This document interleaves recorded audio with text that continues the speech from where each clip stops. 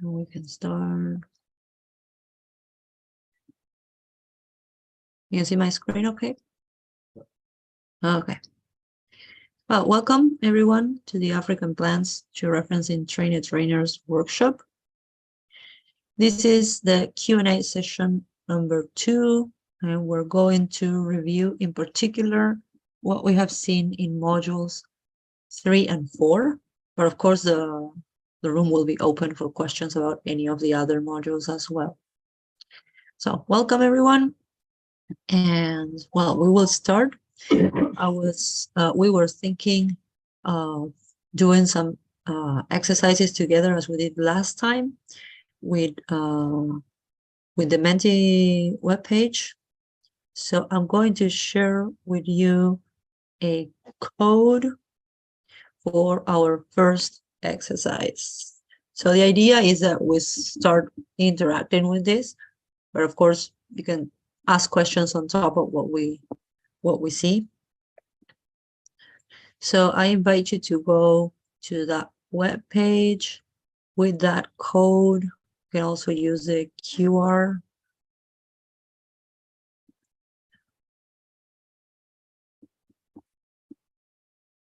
And I believe John has put that on the chat. So I will switch to the Menti presentation, sorry, which is this one, the first one. So the idea here is to practice first a little bit the locality types that we've been studying during the previous sessions. And so the first question for all of you is to choose the locality type for the location that is on the screen. That is Suiata Bong, Liberia.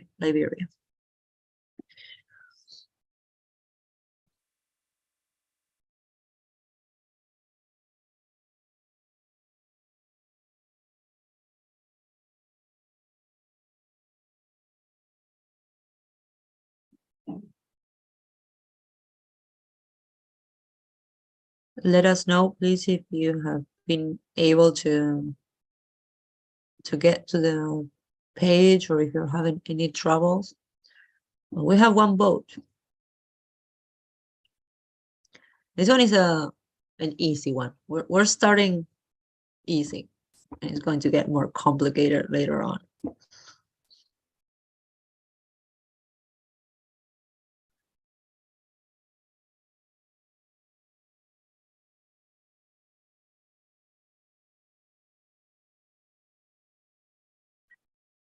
Remember that the idea of these exercises that we do here together is that you can see which are the concepts that you need to review. So based on what we explain after, on the solution of these exercises, you should be able to realize which are the modules that you have to go review and watch the videos again or ask us questions.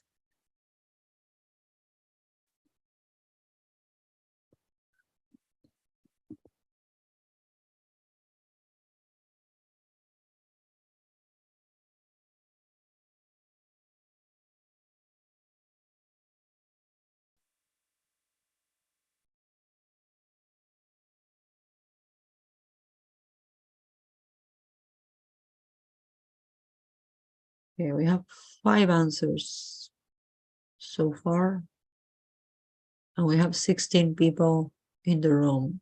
So we'll wait a little bit more, see if we get some more answers.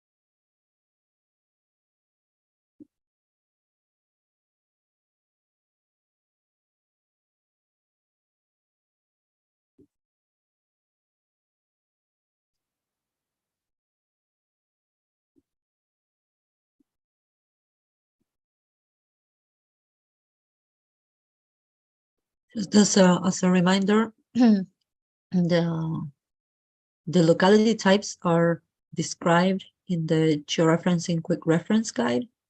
So that's the document that we use as a reference. So if you need to review the definitions for each of these locality types, you should be looking at that document.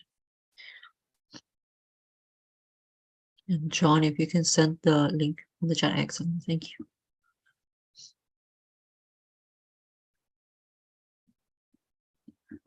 And in that guide, the quick reference guide, you will also find all the particular steps that we need to follow to georeference each of these types of locations, which we have seen in module 3, how to do each one, but it's explained in that guide in a lot of detail, and it has little pictures. So you can review it there as well. Okay, we have 9 answers. And just in case, John, I'm going to cut this one here, but for the next one, if people keep coming in, can you please copy again the codes in the chat, because new people that get into the room don't get all the chats. Okay, 10. Okay, so this location, Suiata, Bong, Liberia, is of the type geographic feature only. And so those 9 answers are correct. So if we had coordinates only, we had coordinates included in the description. If we had distance only, we would have to have a distance, and also for distance along the path and distance along orthogonal directions and distance at a heading. But we don't have any specification for a distance here.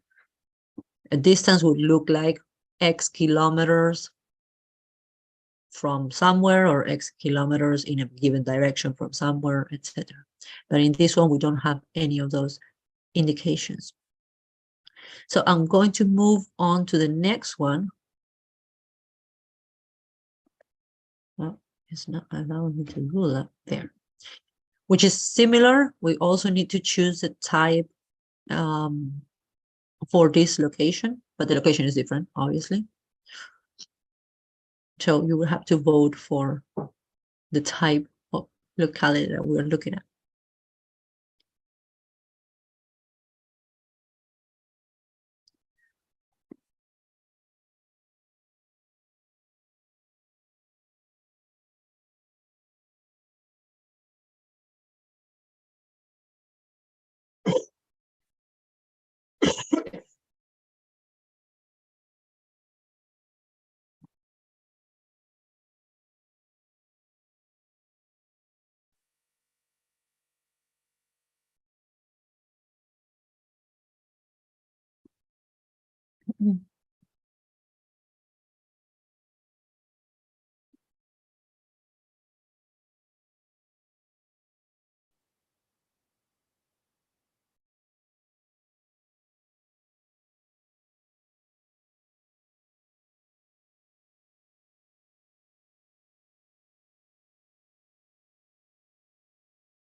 Okay, 3 answers.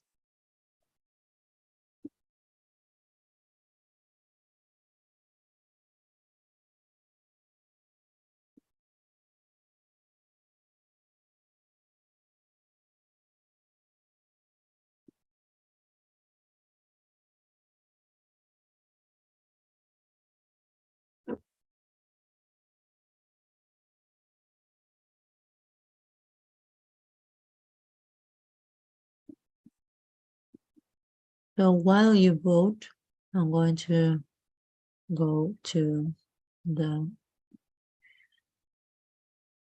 quick reference guide to show you. The quick reference guide is hosted by GeoPick, the Global Biodiversity Information Facility. So they were the ones to publish it, and is this document that I'm showing you here. has a series of sections. This may be useful to you as well, how to use Darwin core terms in the context of georeferencing. And here on the left, you see we have using Darwin core, georeferencing concepts. Here we have the locality types, what we define as the corrected center, the radial of the feature, the coordinates, the geographic coordinates, the source, etc. So we have a series of concepts here listed, and then we have the methods to georeference depending on the locality type that we have in our locality. So features with obvious spatial extent, without obvious spatial extent, etc., and all the subtypes within. Remember that, for example, for features, we had some special cases that were street addresses or properties or different kinds of feature types. Then we have the offsets. So how to georeference offsets based on the type of offset that we're looking at, depending on the localities that we have.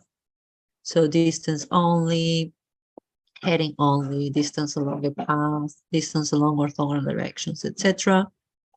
Then we have the sections for coordinates and the one for difficult localities. We have reviewed all these during the sessions, but this is the document that is behind all that knowledge. So you can always go back to this guide and you will see that we have little pictures that show how to calculate in each case. I'm on the glossary already. In each case, how to calculate the georeference. It also has a glossary that may be useful to you with all the terms that are used in this guide. So I will go back to the presentation for the exercise, and we have only 8 responses so far.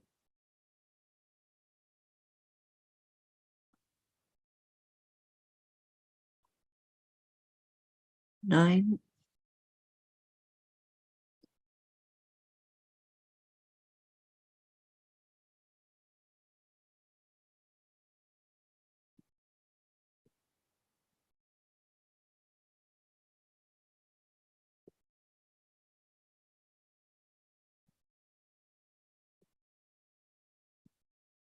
Okay, I'm not sure we're getting any more. We have very low participation today.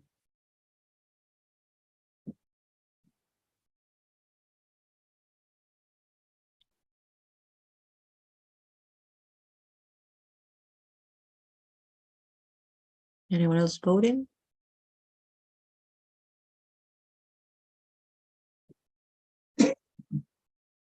Okay, one more. Okay, we're starting to resolve this. So the locality was 2 kilometers west of Lieki, Democratic Republic of Congo.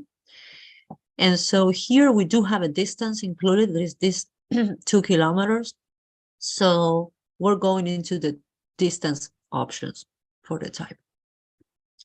So the first option is distance only, and it's not the case because here we have specifically 2 kilometers west of this place. So distance only does not fit. Then we have distance along a path. And distance along a path, for having that type of locality, we have to have the specification of a particular path. A path can be a road, a highway, a river, some kind of path. And so in this description, we do not have such reference. So it's not telling us 2 kilometers on Highway 25, for example. So it's not specifying that. So this would not be the distance along a path. Then we have some votes for distance along orthogonal directions. And when we have distance along orthogonal directions, we need to have two directions that are orthogonal.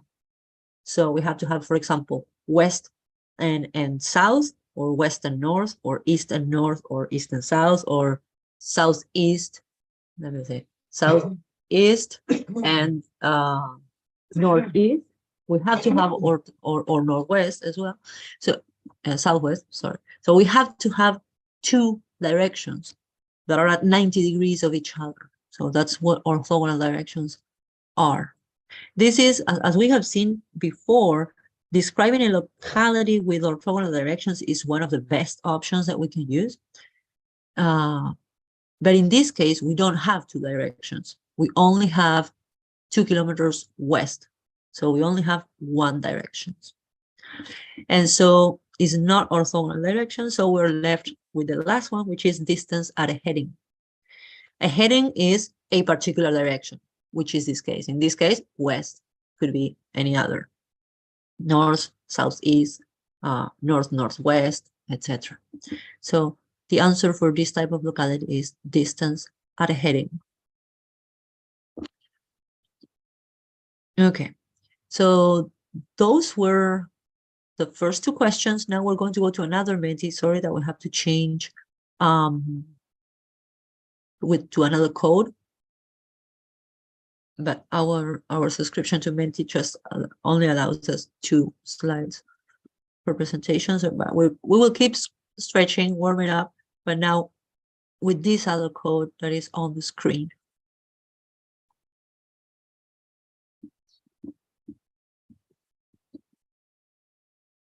So I'm going to go to that one.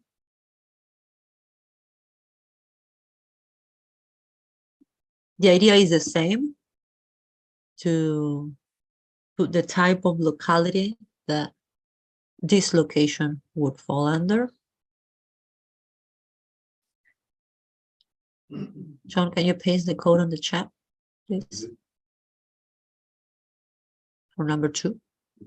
Okay, thank you.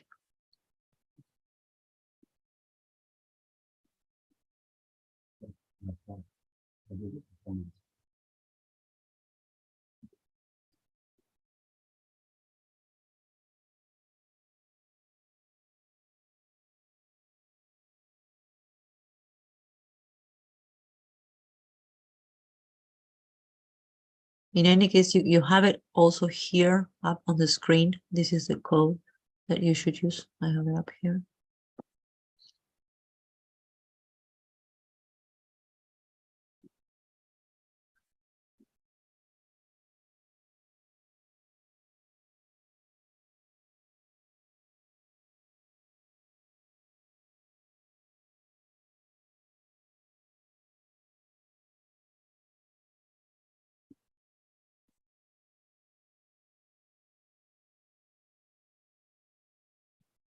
This one should be easy, given the one that we just did before.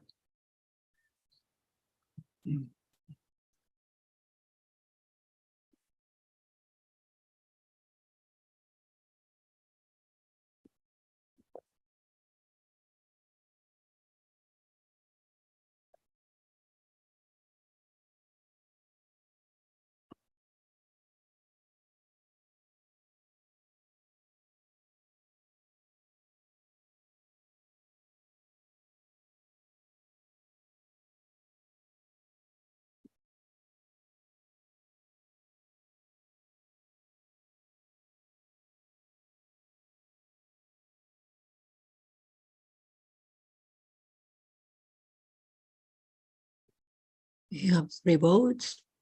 4.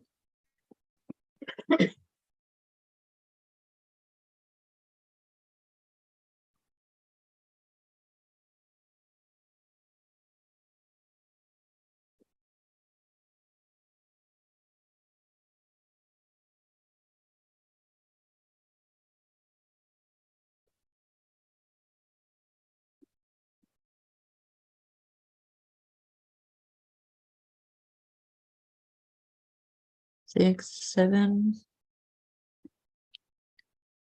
8.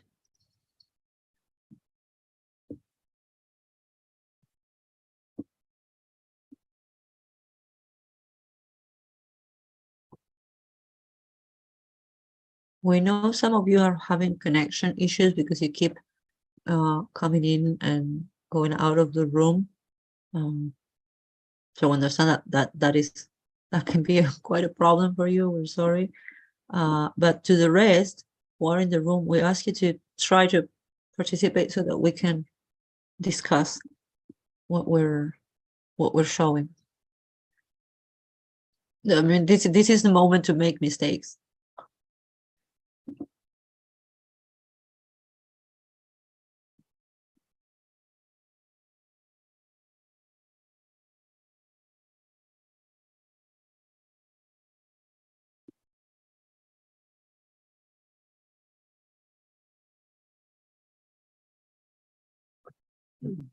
Okay, we have 10 answers just as before, so I'm going to cut it here. The locality type for this location, which is 6 kilometers south Gulu, Uganda. So we have a distance, so we know that we go for one of these 4 options.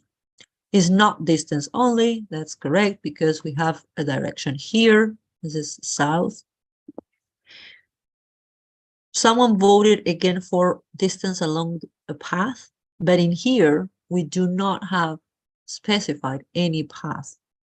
This is saying this is 6 kilometers to the south of this feature, this town. But it doesn't say if it's on highway or how did we walk, on which route we walk those 6 kilometers south. So we don't have any reference to a path. So this one is not correct. Then we have distance along orthogonal directions. And again, for distance along orthogonal directions, we need to have 2 directions that are orthogonal to each other. And in this case, we only have 1 direction, which is south. So this one is not correct. And so the correct answer is distance at a heading. So distance in 1 direction, in this case, south. And now let's look at the next one, because the next one is very similar, but we have this description. 6 kilometers south, Gulu, Kampala Gulu Highway, Uganda.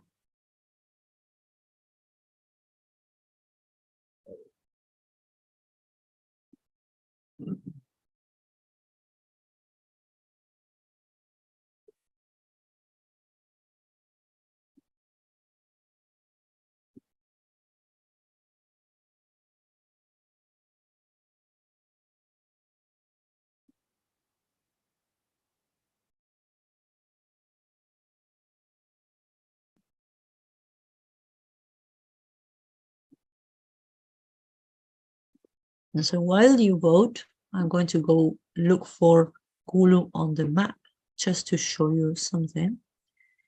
There's Gulu.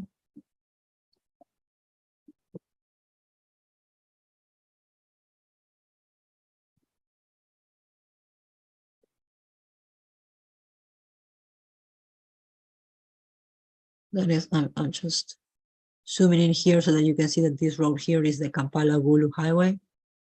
This line there. And this is Gulu.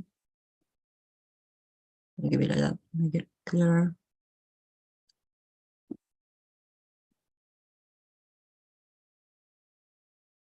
And let's go back to the, here we have 9 answers.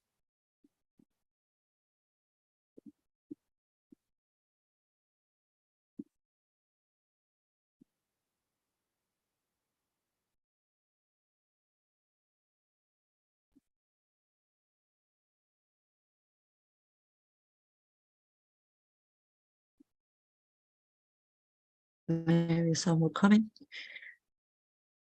But let's see. Well, this is again a locality that has a distance. It's not a distance only because we have a direction south and we have other piece of information that is this Kampala Gulu Highway. So what is this telling us? Well, interpreting the locality description, is telling us that we're going on the Kampala-Gulu highway 6 kilometers south from Gulu. So the correct answer for this one is distance along the path. So we're walking 6 kilometers south from Gulu on this path, the Kampala-Gulu highway. Again, it's not a distance along orthogonal directions, because for orthogonal directions, we need 2 directions specified. And then it's not just distance at the heading, because it is specifying on a path on which that distance is measured. It's very similar to a distance along a path, but here it specifies a path, and in the distance at the heading, we should not have this one, which was the previous case. This one didn't have the path specified, and so it was distance at a heading.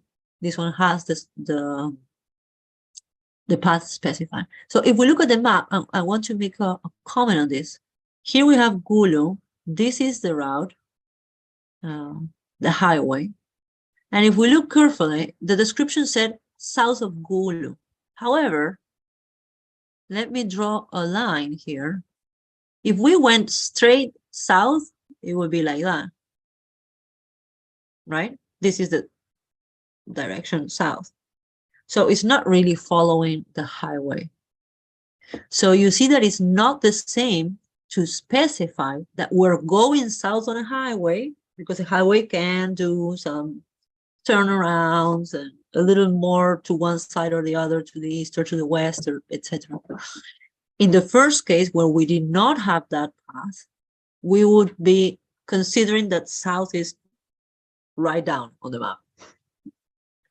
So you see that the places that we would end up georeferencing are different, right?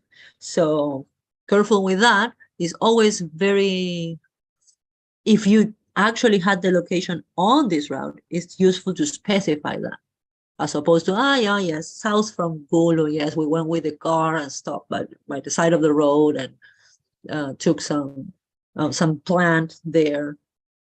If you had not specified that it was on the highway, we would be actually georeferencing something different. So that was the comment that I wanted to share with you. So that was both of these locations. We're going now. Do you have any questions about these locality types? Yeah, John. Will you be showing any more locality types, or will we move on to something else after this one? We're not going to have an exercise exactly like this, but we will be checking locality types in other exercises on the side, like with the calculator and stuff. Okay, because it occurred to me that one thing that might be really useful, we've never seen it done exactly like this, is to have one example of each of those locality types with the same feature in them and the same distances, if we can, one on top of another, to see exactly how they differ. They're in the calculator, but they're not very easy to look at that way. Okay, we can build that during the break and show that. During the break, we will make that slide and share it with all of you. Thank you. So, questions about locality types? Is there anything that you have not understood, or that you want clarification about, or examples about?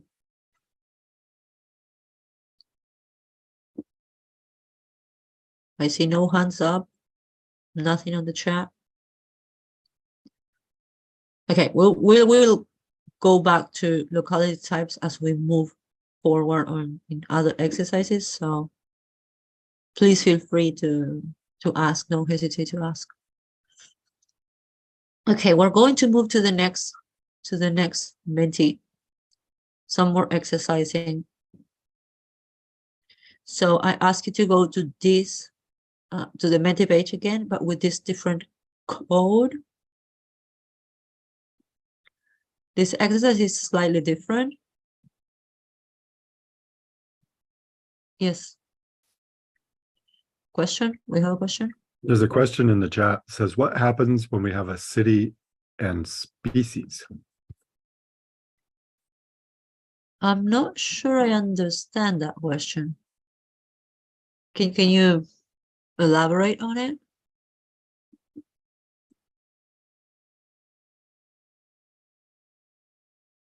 You mean that it's a species that is from a city? Yes, I see one hand up.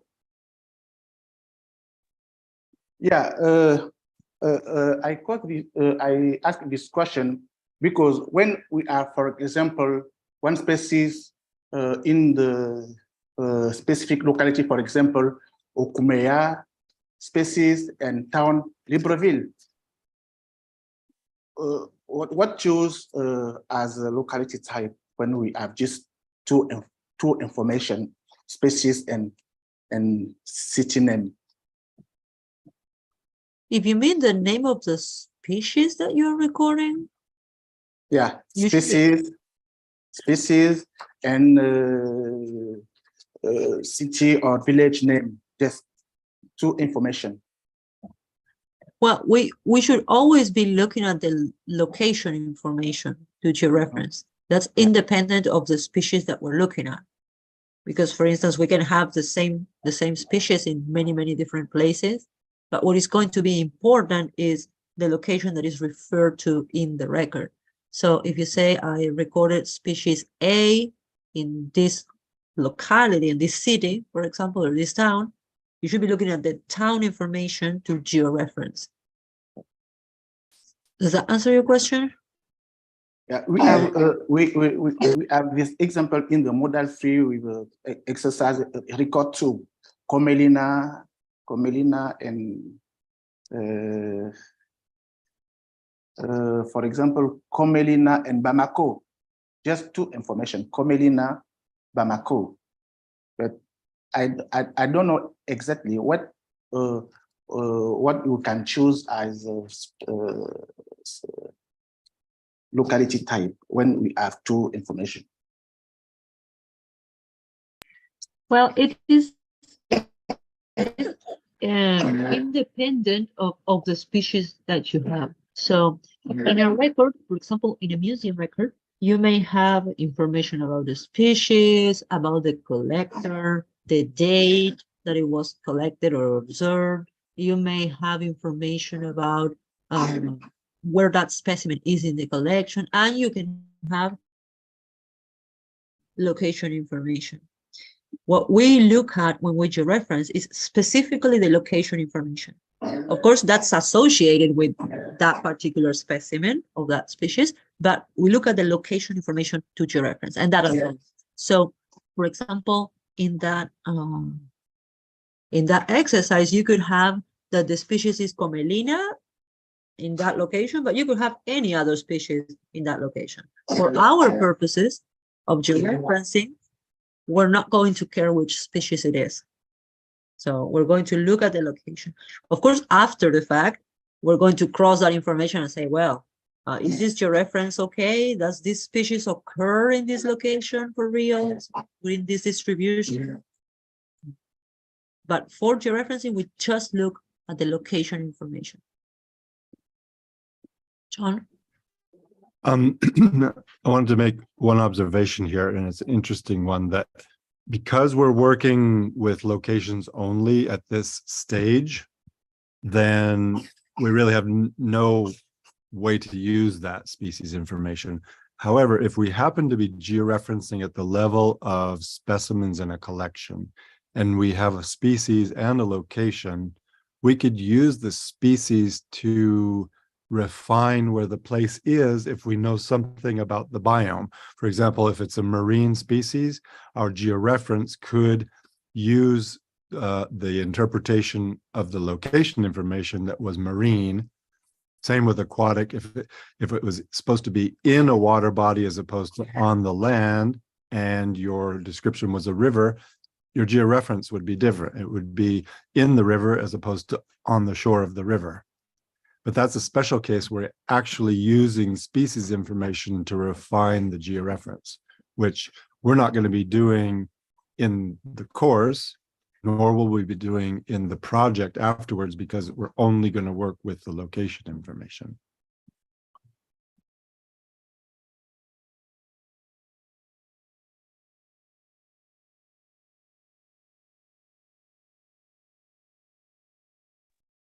Thanks, John. I hope that answers all of that answers the question. But if you still have doubts, please speak up and share the questions.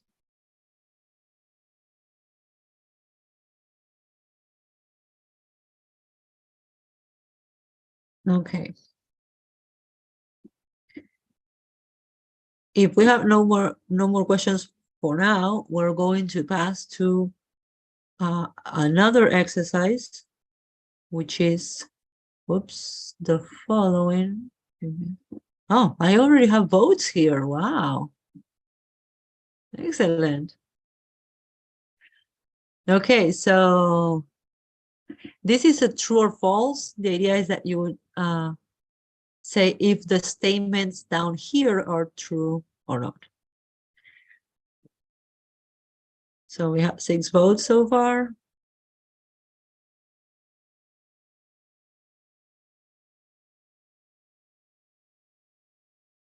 Here, what the screen is showing is the blue indicates that people voted for true, and the pink shows that people voted for false.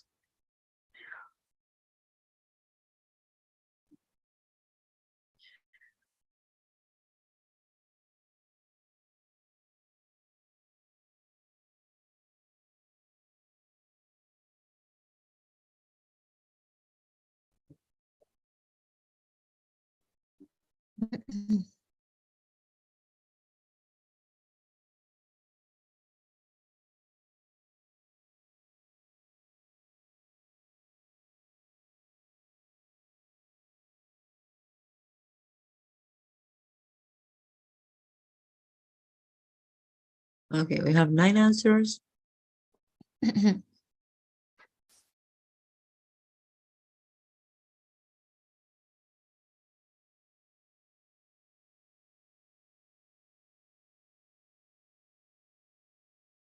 10 answers. Okay, we will start with the first one. If you're still voting, keep going. So the first one says the overall uncertainty increases when the coordinate precision is low.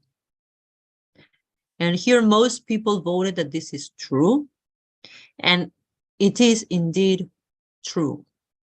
If we have coordinates that are not precise or are less precise, the uncertainty gets bigger. The more precise a coordinate is, the smaller the uncertainty that we will have. If you remember when we saw the concepts of precision, you see that when we have a coordinate that has very low precision, for instance, 1 decimal place or 2 decimal places, that's very low precision. That represents a very big space on the globe, on our map also. So that makes the location very big, and we cannot, if we had an error, for example, if we have 12.1 in latitude, right?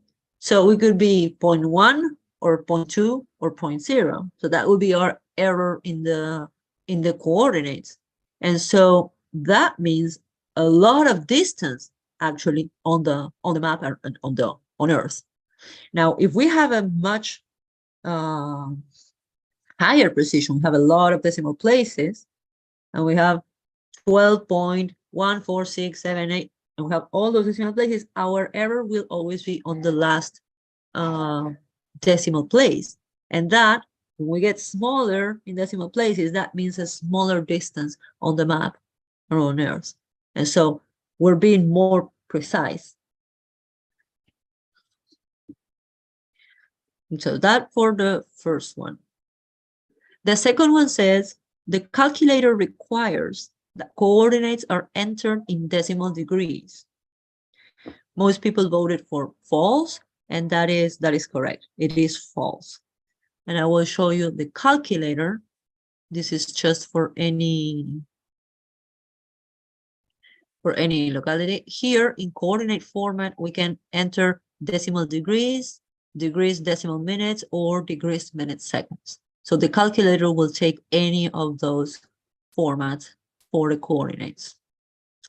We have stressed that it's probably better if we can try to capture the coordinates in decimal degrees, and it's better to work with. However, if we have them in degrees, minutes, seconds, the calculator will take them anyway. Okay, so the third one says, for a location type distance at a heading, we don't need to know the measurement error. And this assertion is false. We do need to know the measurement error, because when we're putting the point on the map, there is an error that we can make when measuring the kilometers or the meters that are that correspond to that distance. And so if you go here to the calculator, we have distance at a heading, and we choose distance at a heading as the locality type, you will see that you have to enter a measurement error value. Yes, John. I'd like to make a clarification on that one. In the calculator, we're going to choose a distance. We're not going to actually measure that distance. So the measurement error is for where we decide our corrected center is, how we draw the place, those kinds of parts of the description. Yes, thank you. And the last one says, to calculate a georeference, we can provide coordinates in any datum. And here we're divided almost half and half for the true or false. And the correct answer is that this is true. We can provide coordinates in any datum. And also we can provide coordinates without a datum, which is terrible. We should always try to have the datum if we can when we record a location. But if we don't have it, we can still calculate the georeference. What we will have is a much larger uncertainty because we don't know the datum. But that doesn't mean that we cannot calculate it.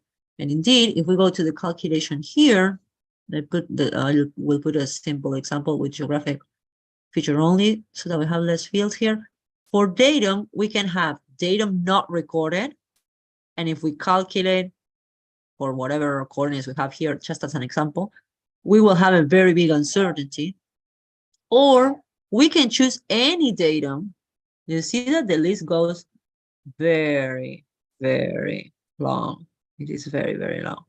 So we can, if these coordinates were in any of these datums, we can choose which datum it was in. And so if it was in WGS84, you see that the uncertainty goes much smaller for this, independently of which the coordinates are. I'm just showing the difference in the data. But so we can calculate it anyway. And if it was in, I don't know, Alaska, Canada, not 27, we can also calculate it because the calculation is independent of the datum. What will vary is the associated uncertainty that we would have if we don't have a datum. Yes, John. Okay. A couple of things worth noting here while you've got the calculator up. Notice that the answer comes out in the same datum that you chose. So it hasn't transformed the coordinates to WGS84. So it's super important that that information about the datum of the output also goes with the coordinates because they're still in the original datum. And the other thing is, okay, if that's the case, if all we're doing is recording what the original datum is, what's the difference? Why do we even care? The answer is that actually the data matters, because remember, it includes the shape of the Earth, the model of the shape of the Earth. And so the calculations for uncertainty actually differ slightly between datums because of the shapes. The distances aren't the same between 2 points, et cetera, et cetera. But that's all super hidden inside the horrible calculations that go on inside the calculator. Yes, one more comment about that is that here you might see that if you change the datum, the uncertainty might not change that much, but that depends on which datum you're choosing. Some datum are very different between each other and some are more similar, and so you might not be seeing much of a difference in the uncertainty. That doesn't mean they are not different. They are, as John just said, but you might not notice it in the uncertainty. Okay, so that was for our first true or false. And now we're going to the second true or false.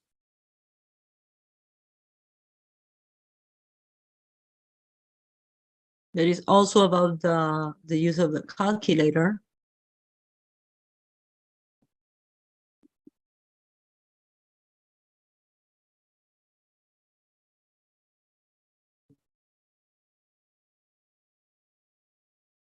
If there are questions about the previous, sorry, I didn't ask, but if there are questions, please share them.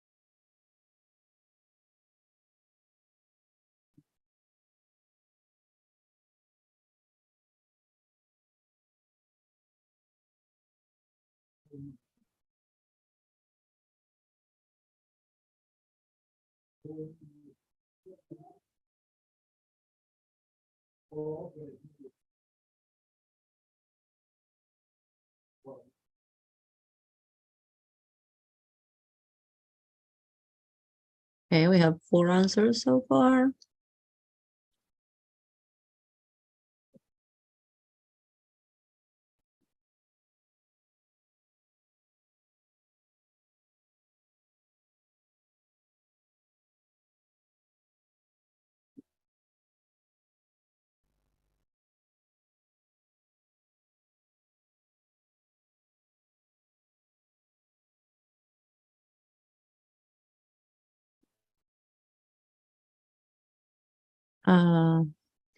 Okay, I will. Can you share the link again, John, in the chat, please? Is it the link? The code is up here as well. You have to go to menti.com and get to that code. Enter that. Those are in the chat again, but is that what the issue was?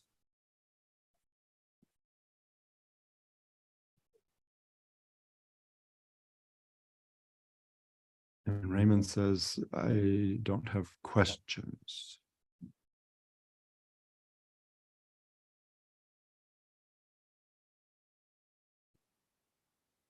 Okay, 8 answers so far.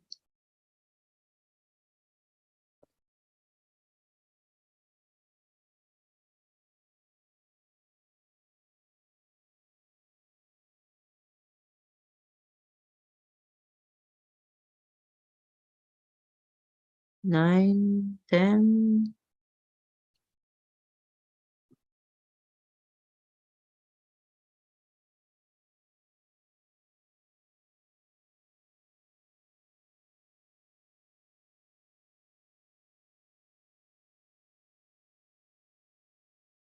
You, as someone is saying that they have the previous questions with that code, you should probably have a little button that says go to the next slide or go to the presenter slide.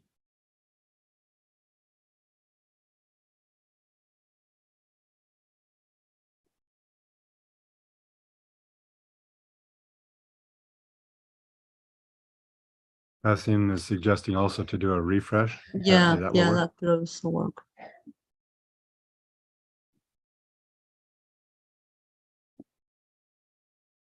We'll give it a moment and see if it works.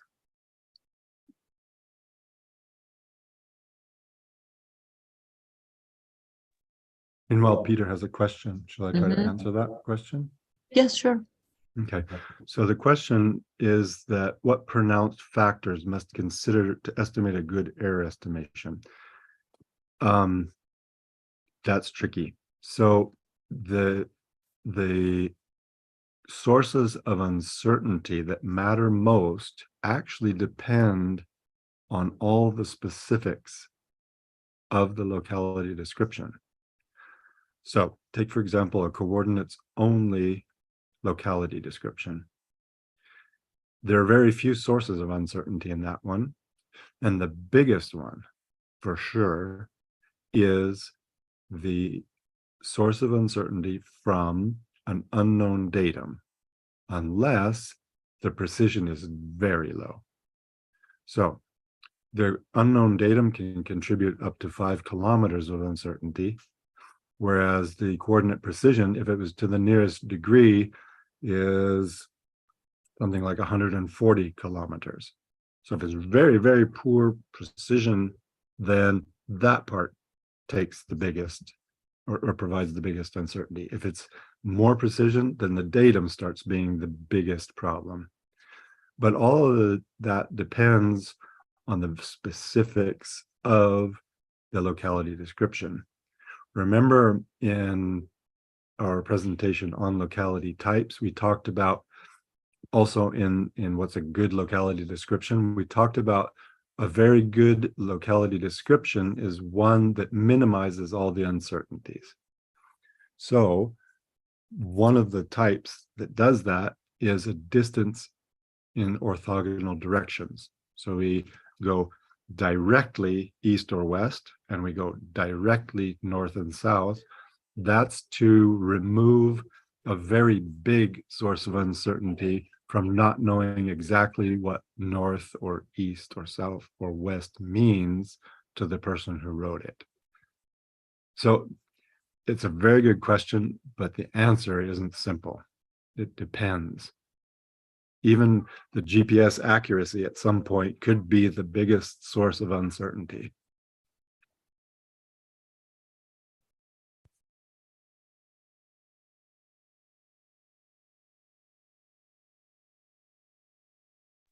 Okay. I just put on the screen the uncertainty sources while John was explaining. I will go back to the Menti now. We have 14 answers. So we're going to start reviewing each statement.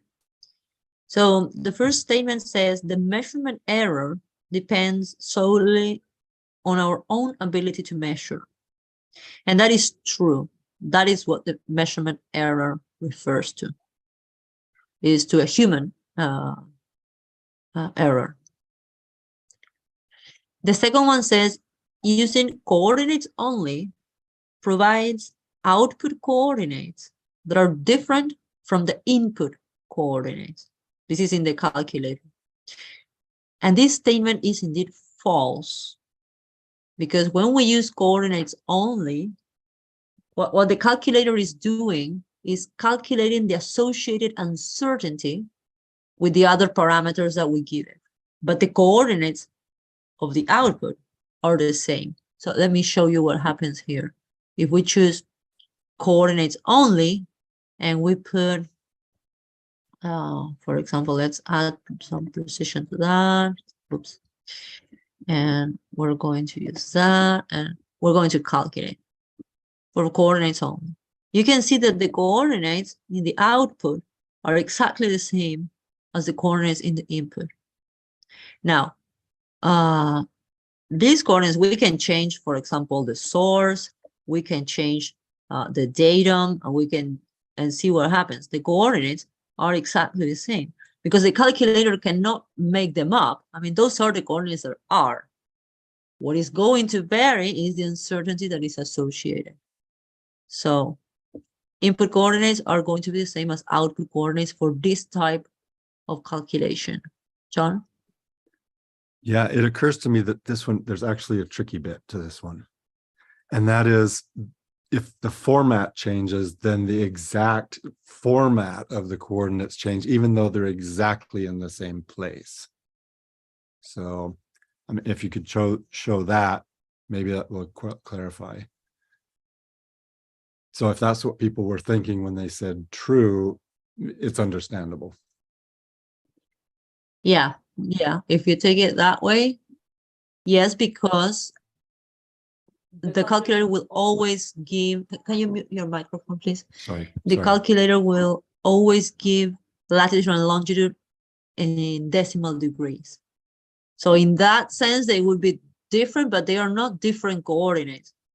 It's a different format for the same coordinates. But always the point that those coordinates refer to, the point on Earth, is the same, the input and the output for this type of calculation, which is coordinates only.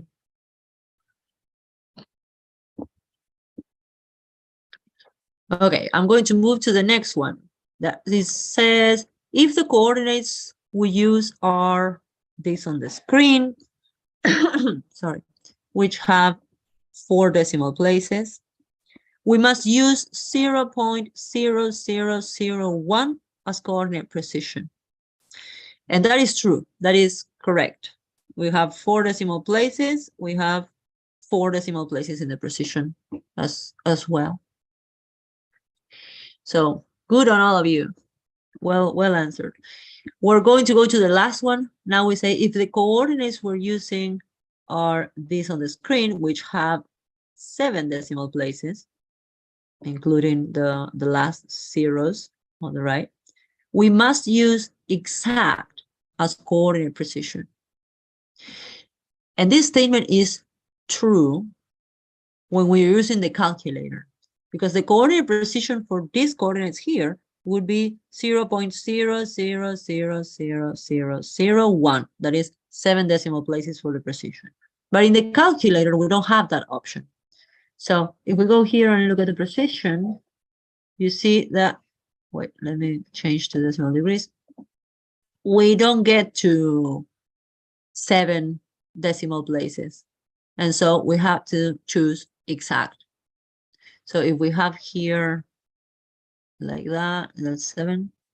Yes, 7 decimal places in each one. We have to go and choose precision exact. So the statement is true. Okay, I think that was it for this Menti. And so I have one more, and then I will open up the floor, or maybe we can make a break and open up the floor. So I will ask you to go to this last one. Just one more exercise. I want to clarify that we choose these exercises and these kind of statements and stuff because we have seen these things as common errors when people are georeferencing. So the idea behind them is, even if you answer correctly, is that it turns on a little light bulb and says, careful with that or careful with this, because we have seen it happening before. So I will go to the last Menti, and in the last Menti, you will see an image of the calculator, which I believe you can open when you're on the page. You can open to see it bigger. The idea of this one is that you can choose which of these locality descriptions that we provide here could be georeferenced using what is in the calculator, which means if we were to georeference this, would this be the parameters that we would use, or are these parameters consistent with a possible calculation for these locations?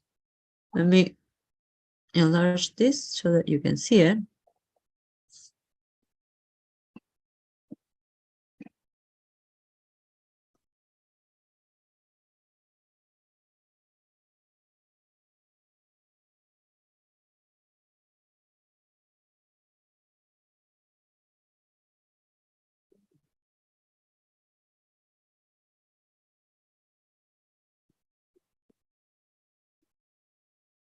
And also one thing that I can do is go to show you Kabele in Democratic Republic of Congo. I think if I need any more information here. The Kabele Lake and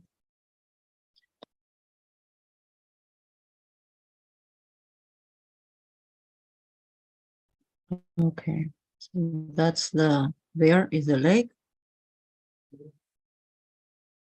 So that you have an idea of how it looks like.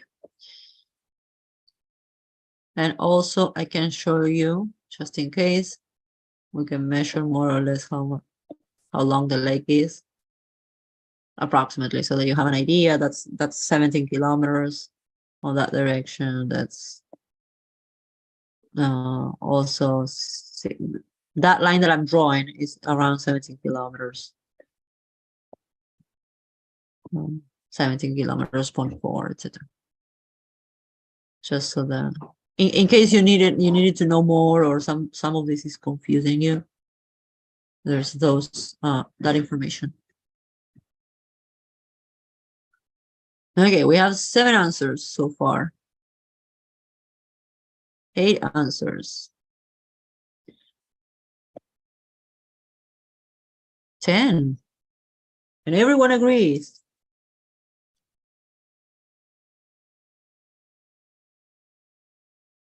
11, 12. Someone disagrees.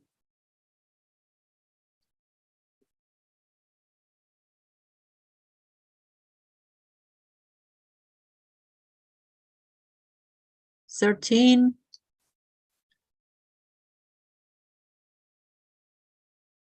14. And everyone but one person agrees. 15. Okay. So we have here a description that is pretty similar, right, between one and the other, except that the first one has latitude and longitude information. The rest is exactly the same. 20 kilometers south, Lake Kabele, Democratic Republic of Congo. And this one has coordinates. So let's start by, what do we georeference when we have a locality description? We always georeference the most specific part of the description. As long as the description is consistent, right? If all the parts of the description are consistent, for example, here, if we have coordinates and those coordinates actually are around 20 kilometers south of the lake, in this case they are. So if this is consistent, we always choose the most specific part to georeference. And that means that in this first description, the most specific part is the coordinates. The coordinates are way more specific than saying 20 kilometers south. So what we would be georeferencing here is the coordinates directly, because we already have them and they are consistent with the rest of the description. So when we look here at the calculator, we have a serious problem here in this calculation, because we should not be choosing distance at a heading. We should be choosing coordinates only, because we already have them. And so in truth, this calculation is wrong for this description. We should be using coordinates only. So we should be coming here to the calculator, say coordinates only. And in here we don't have the coordinate source, is the locality description, because that's where we're taking the coordinates from. Here we will put the coordinates. In our example, we do not have the datum recorded. So in the calculator, we will put datum not recorded. The coordinates here have 6 decimal places. I'm not going to write them down here for the sake of time, but 6 decimal places. We don't have them, so we will put precision exact, and we will calculate. So this one was tricky. Everyone agreed to this, but careful, we have something that is more specific than this distance in this description. So again, I'm going to repeat it because it's important. If the description of the location is consistent within, we always take the most specific part of it to georeference. And in this case, that would be the coordinates. So the correct answer is that the image here is representing the georeference of the second description, which only has distance at a heading. This one is important, so I would like to know if everyone has understood why the correct option is the second one. If you had understood, please put yes, okay, thumbs up, something on the chat, and if you have questions, please ask.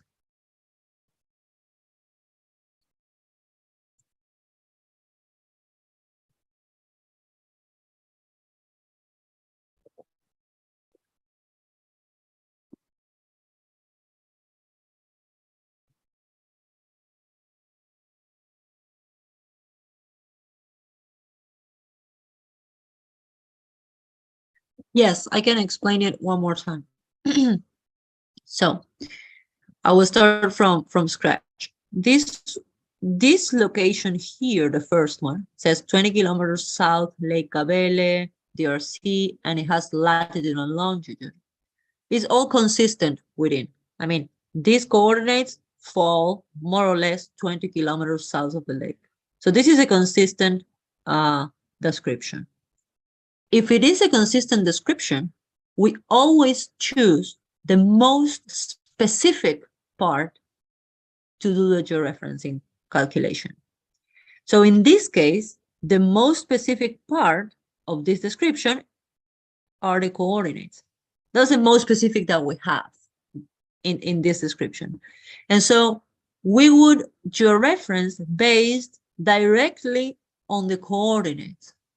So in this image here, this image is not showing the calculation based on coordinates. It's showing another locality type.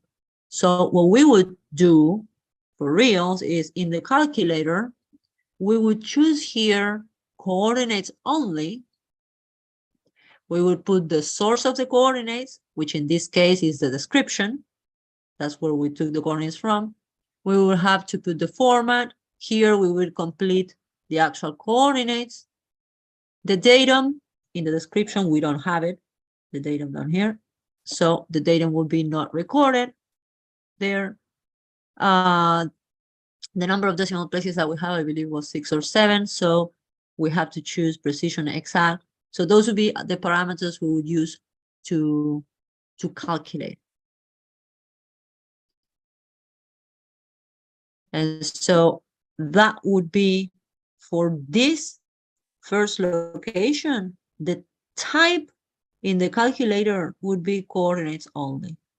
If we were georeferencing the second one, the type of locality would be indeed distance at a heading, as it is in here.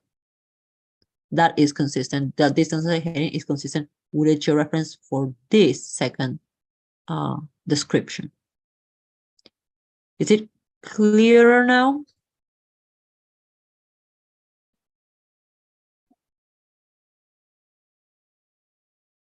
Okay. Yes, John.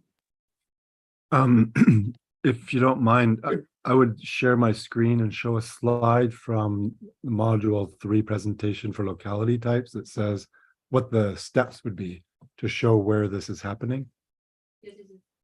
Okay. So share my screen, go here and go here. Are you able to see that okay? Yeah, so this is from the point radius method presentation, and the same slide appears, I think, in a subsequent presentation. So these are the steps to take when we're doing our point radius method. First, we separate the location into its parts. Like Paula was saying, we've got a part that is a distance at a heading, but we also have a part that's coordinates only. Having done that, we need to classify the most specific part of the locality, in that case, There were two parts, and the more specific one was the coordinates only. So that's step 2. Then we have, because it's coordinates only, we don't have any extents, we don't have any centers and radials. We do have sources of uncertainty, but the calculator is doing that for us. Then we calculate. So this step 2 was where we really needed to understand what we were doing to classify the most specific part of the locality. Okay, thank you. Thank you. Okay, I'm going to share my screen again. There we go. So that was our first big challenge for today, this one. It wasn't that obvious, but we have to be careful with these things. So now we're going to pass to the second one of this there. Sorry? Oh, a raised hand. Okay, yeah, sure. Go ahead, Pulsheri. Yes, I just sent my question at the discussion and I didn't get any answer. Could you just please answer discussion first before going ahead? Okay, yeah, what happened was the question went directly to me and to no one else. I will I copy it. didn't see that. Yeah. Sorry, but it's not on my chat. I'll copy it to everyone so it's in the chat. And the question was, how can the lat and long be found based on this last example?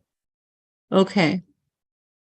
Do you mean how can it be found on the map? No, we had this kind of exercise for module 3, where they were asked, for example, with this last description, locality and heading, and they ask to find out what is the latitude and the longitude, and also give the uncertainty. Oh, okay. Okay.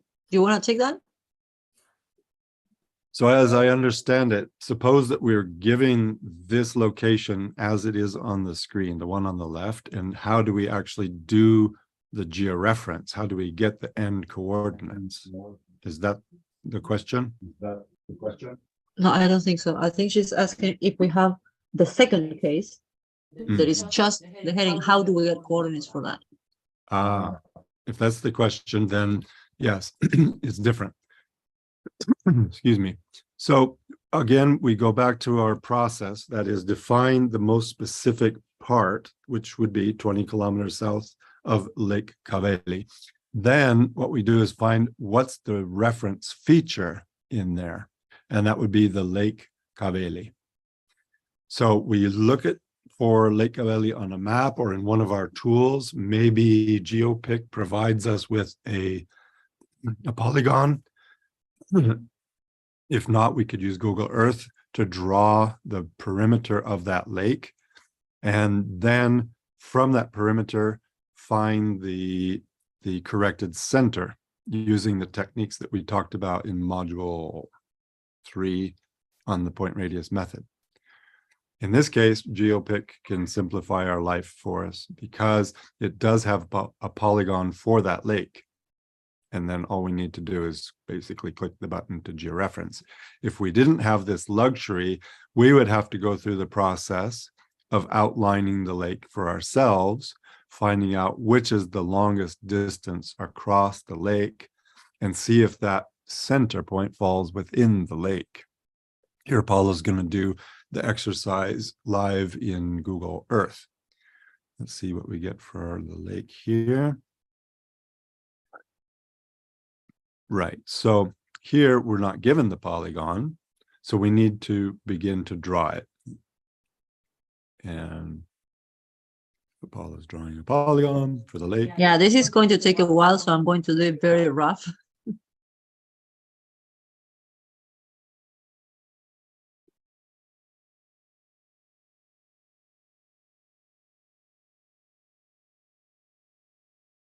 Okay, so there's our polygon for the lake. It's roughly what we got from GeoPick. But now the next step would be to find the greatest distance between any 2 points on the polygon.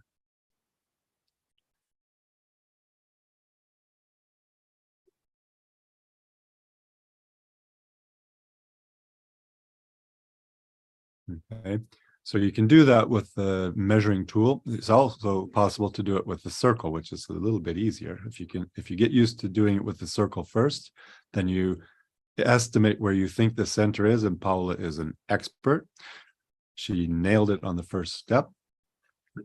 And draw the circle out so that it includes the furthest most points. Then, with the marker tool, try to put the marker, or are you doing this a slightly different way?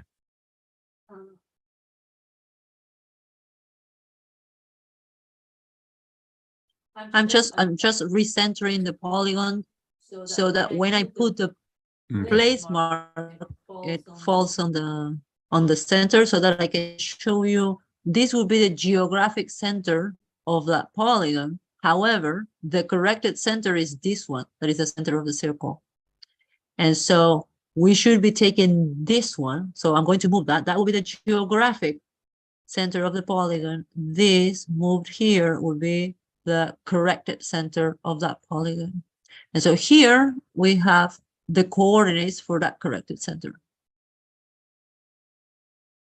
And that should be your answer. That's what goes into the calculator as the starting point, as the corrected center of the feature in the locality type of the most specific part of the locality. Was this one distance only, distance alone? Or how was it? Distance at a heading, a heading. I think it was. Okay, I'm gonna copy the latitude there. Copy the longitude here. This is in decimal degrees. This is not coming from the locality description, it's coming from Google Earth, because I just found those coordinates on Google Earth. So the datum for that would be WGS84, because Google Earth works with that datum, and the location was 20 kilometers south. So this direction is south, offset distance is 20 kilometers. I have to make sure here that the units are coherent with the distances that I'm using. And I have to calculate the radial of the feature. So I have to go back to my lake here. I want to save that point just in case. Oh, I screwed up. No, sorry. What? Yeah, but let me see if I can place it exactly. Okay. I can see the lower bar, but it's more or less like that. So here we have the radius right there in meters. Careful, because if we're using kilometers as distance units here, because we're using an offset distance of 20 kilometers, the radial should also be in kilometers. Everything has to be in the same unit. So be careful with that. Here we have in meters, so I'm going to pass it to kilometers, and that's 9.32 kilometers. That's the radius of our feature. So how much did I say? 932. So this would be 9.32. And so our precision is actually 1 kilometer, because we're considering the precision for this offset distance here. Even though the radial, we have more precision in our radial, we have a restriction here, because whoever measured those 20 kilometers could have measured 21 or 19. And so those 20 kilometers, the precision is 1 kilometer. So with all of that, we're going to calculate, and we're going to get, check how the latitude and longitude are different in this case from the input. Why? Because we're moving 20 kilometers south of the lake. Our input coordinates are the coordinates for the feature. So if I show you on Google Maps, this is the lake, right? But our actual locality is 20 kilometers south of that. So we're providing the coordinates for the corrected center of the lake, And the calculator is giving us the coordinates that are 20 kilometers south. That should be around there, more or less. So it's giving us the coordinates of that point south and the uncertainty associated with all that calculation. So we give it the coordinates of the feature, the corrected center of the feature, and the calculator does the calculation and tells us the coordinates of the actual location of the final point, let's say. You see how this is different? And the longitude is, well, the longitude in this case should be the same. Why? Because we're moving exactly south. The direction is south.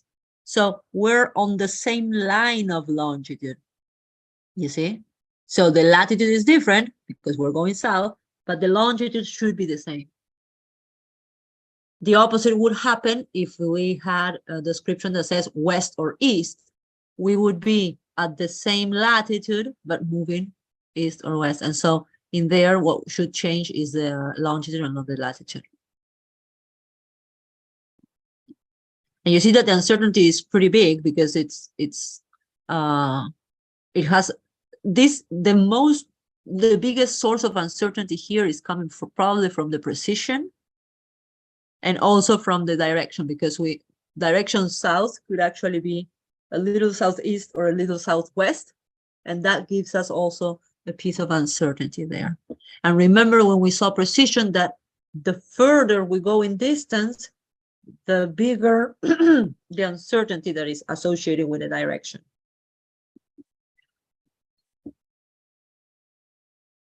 Does this answer your question, Kushagi? Yes, now because we got this exercise in module 3, and in module 4 we got all the tools to make our calculations, and I was like a little bit I was wondering, should I use what we got as a tool in module 4, or should I just stay with what we got in module 3? That was my concern when I wanted to do that exercise. So now I see that even if we are in module 3, we can also use the tools that are given in module 4. And Definitely. Yeah, yes. Yes. The stuff. Yes. Yeah. Yes, the idea was that, and the way in which we built this course was to start giving you like the basic concepts and start building on top of that, and then simplifying your life with the tools that are available. But it is important, and one does some things manually first, because there is that learning process there that is important, rather than while just using a tool and not knowing what's going behind the scenes. Let's say, but yes, for modules 3 and 4, you can definitely use all the tools that we have seen. Yes. Okay. Yeah. Another way to say what Paolo was just saying is basically, if you understand the concepts, you're able to assess the answers that the tools give you to know if they make sense. And therefore, if you use the tool correctly. Because otherwise, if you just plug things into a tool and don't really understand what the tool is doing, you don't know if you did it right and if the answer that you're getting makes sense. So there is that. We have another question from Nestor. And that is, in this case, is it possible to find coordinates using directly Google Earth? Well, the answer is yes, you can. However, we may probably be more subject to mistakes, because yes, I could go here and say, well, measure 20 kilometers south, but I have to be sure that I'm moving exactly south, and I have to be sure that I'm measuring the 20 kilometers. And so yes, I could provide that, but it's much easier to just find the feature and let the calculator do its magic. One thing is that is important is, if you provided the coordinates, let me close this thing because it's if you provided the coordinates that are 20 kilometers south, you could not use the calculator as it is because it wouldn't be distance anymore. You would be starting at a different point, and it wouldn't be coordinates only either because you're coming from other information that allows you to get those coordinates. So in that case, you would have to do everything manually. And believe me, that's not a good thing to do.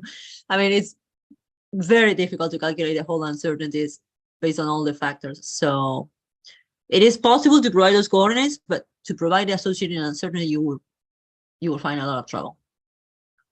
John, do you want to add anything to that? No, that's exactly why we made the calculator, because those calculations are horrible. You don't want to do it. Okay, so I'm going to move to, I believe, the last question that we have for today before we get into the open. What is not letting me there? The open questions. We'll take a break before those open questions. Yes, just yes. so I just people know. want to Okay. finish with this one, and then we take a break and continue. As we were saying before, we can stay half an hour longer today, so we can go up to 11:30 for sure. If you have questions and you want us to revisit some things and show you again some things, no problem. So this last exercise asks you to provide a location description. I mean, it means that you have to write down something that could be georeferenced as shown in this image of the calculator, which I'm going to make bigger in a moment. The platform has a limit of, I believe, 25 characters for your response.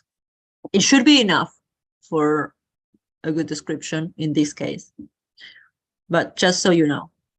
So this is the calculation, and you should provide a description that is consistent or that could be georeferenced doing this type of calculation.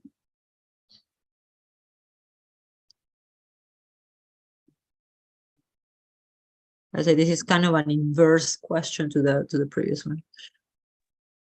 We have a slight problem. And that is? The text entering box doesn't allow you to enter special characters of any kind. Special Numbers like and what? letters only. Okay. Numbers or letters, I use space if you need it to separate. Mhm. Sorry, I didn't know that. I thought it would take just any character. Mm-hmm. So did I.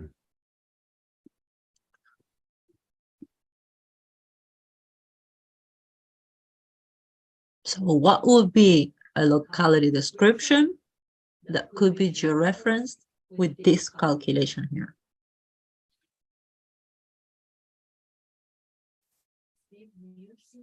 Mm.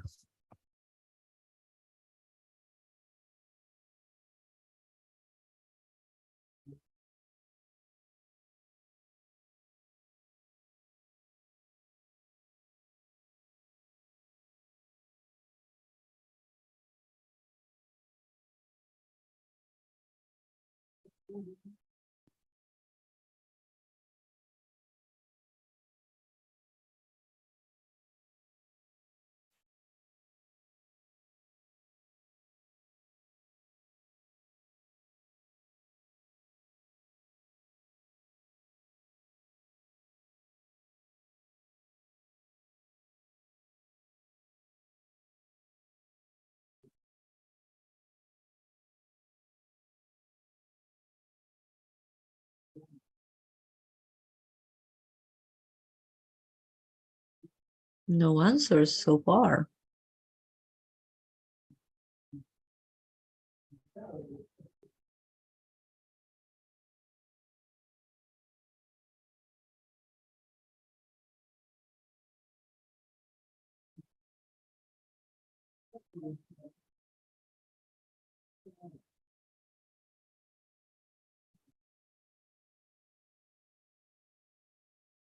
Waiting. One response.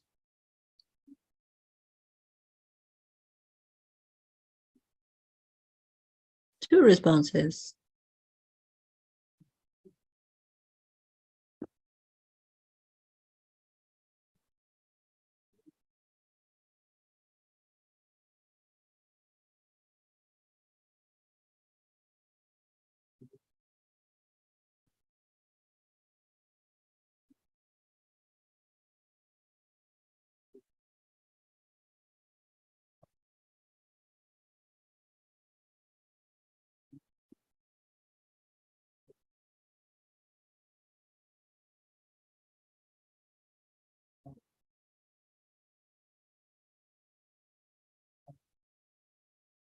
Any more responses?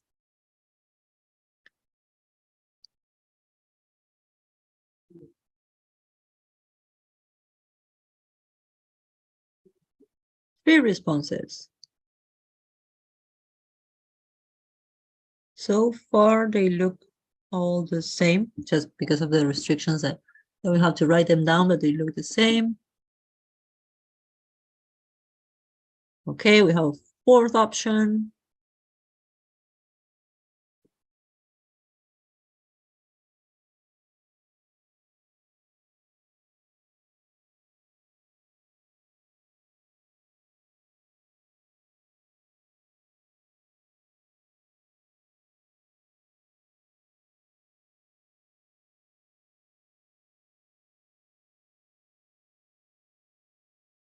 In the meantime, I'm going to look for those coordinates on Google Earth. 1 point, I believe it was that, and 02 451. Oops. 90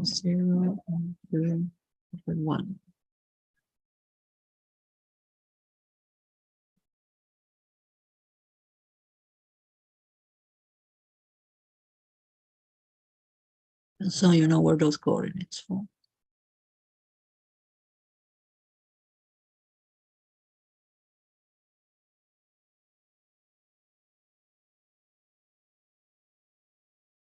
Now, let's put the grid there. Because I want to show you something. Oh, we're ready. Okay.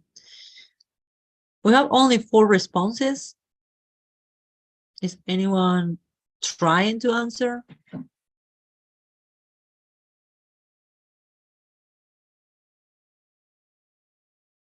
Anyone else? I mean, we have another one.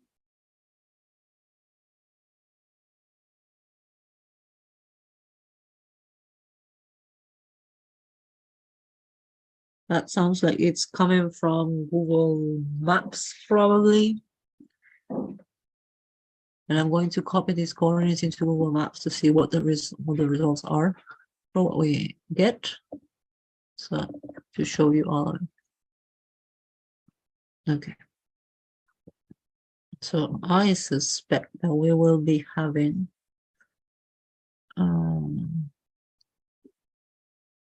here, let's see. This would be in latitude probably. No, or further. So we have some sign issues here. Nope.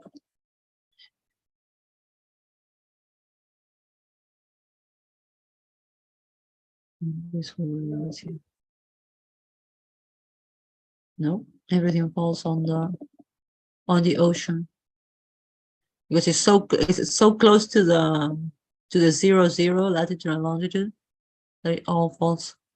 It doesn't fall on Accra, Ghana, that for sure.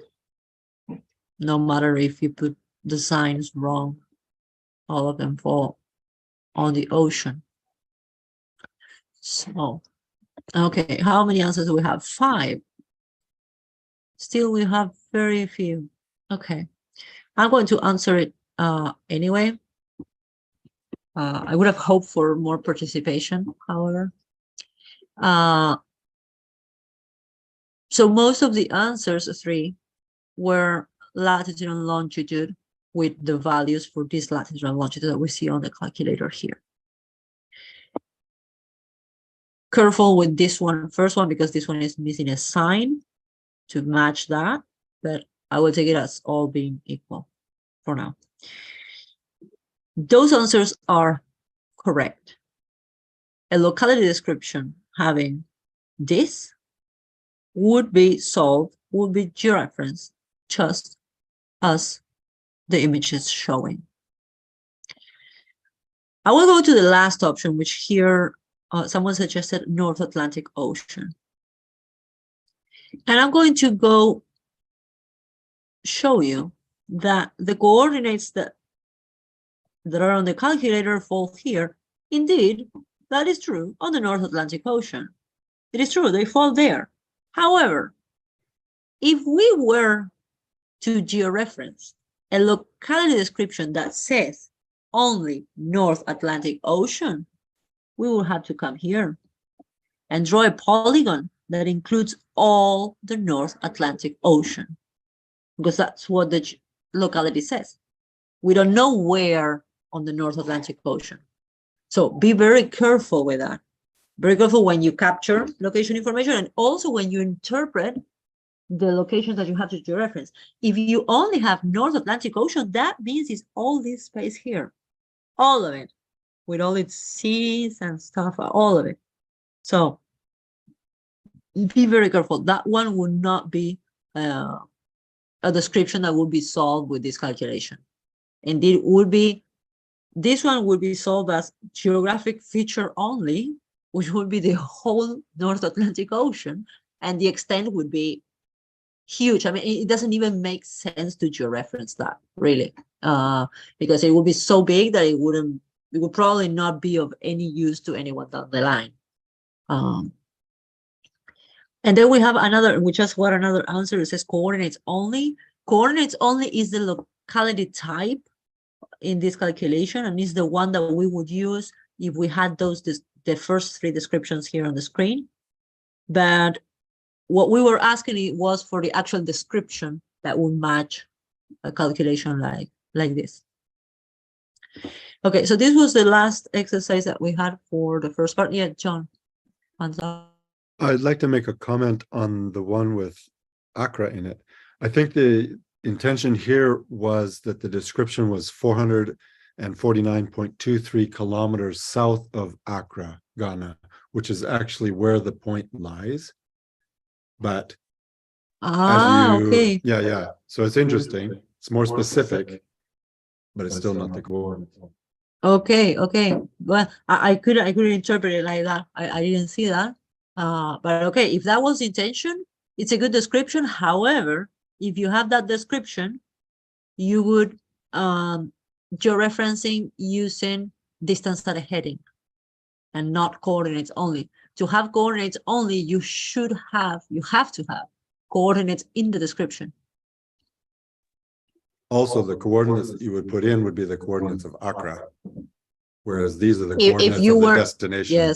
Yes, these are the destination on the image. Yes. Okay.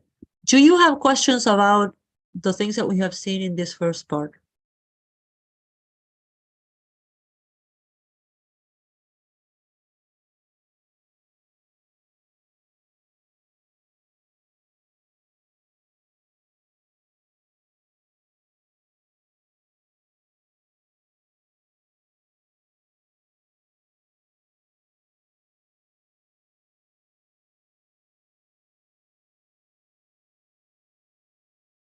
No one has any questions?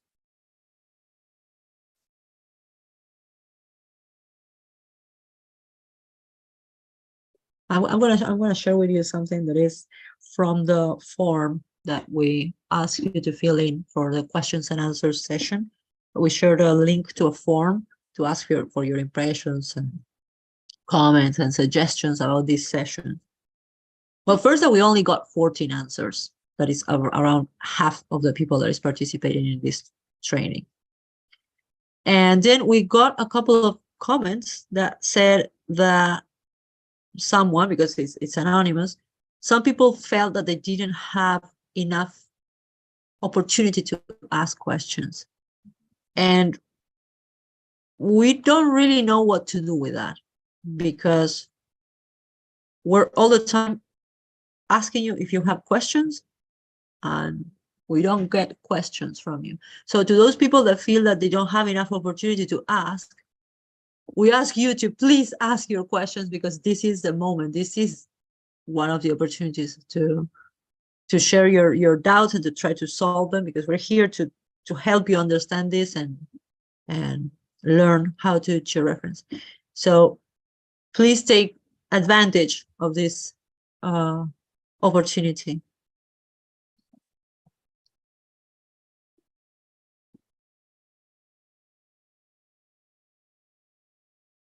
For anyone who didn't fill in the form yet, I put the link to it in the chat again. So please do if you're one of the people who hasn't filled that in, and there should be about 8 of you, I guess.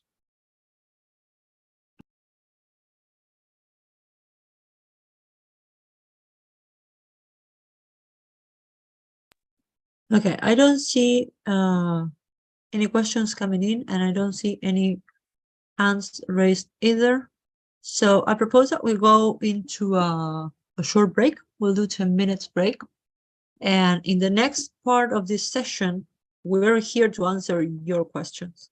So you can leave them on the chat. You can raise your hand and open your microphones.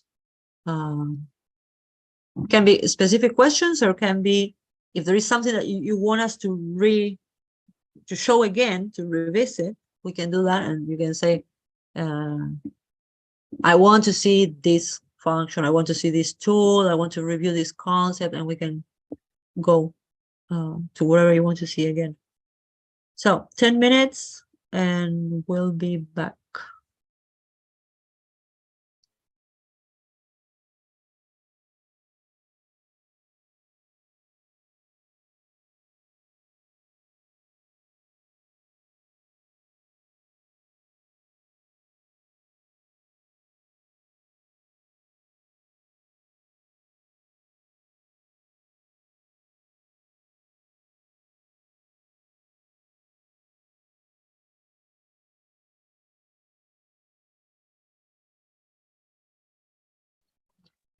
Okay, welcome back.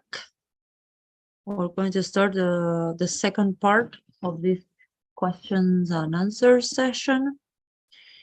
And so now we are hoping to hear the questions that you have.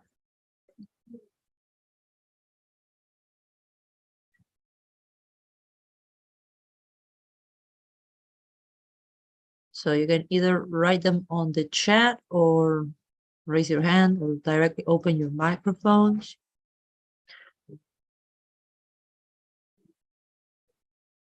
Or if you don't have any questions, just write on the chat, I don't have any questions, so that we also at least know, and we're not here waiting without knowing.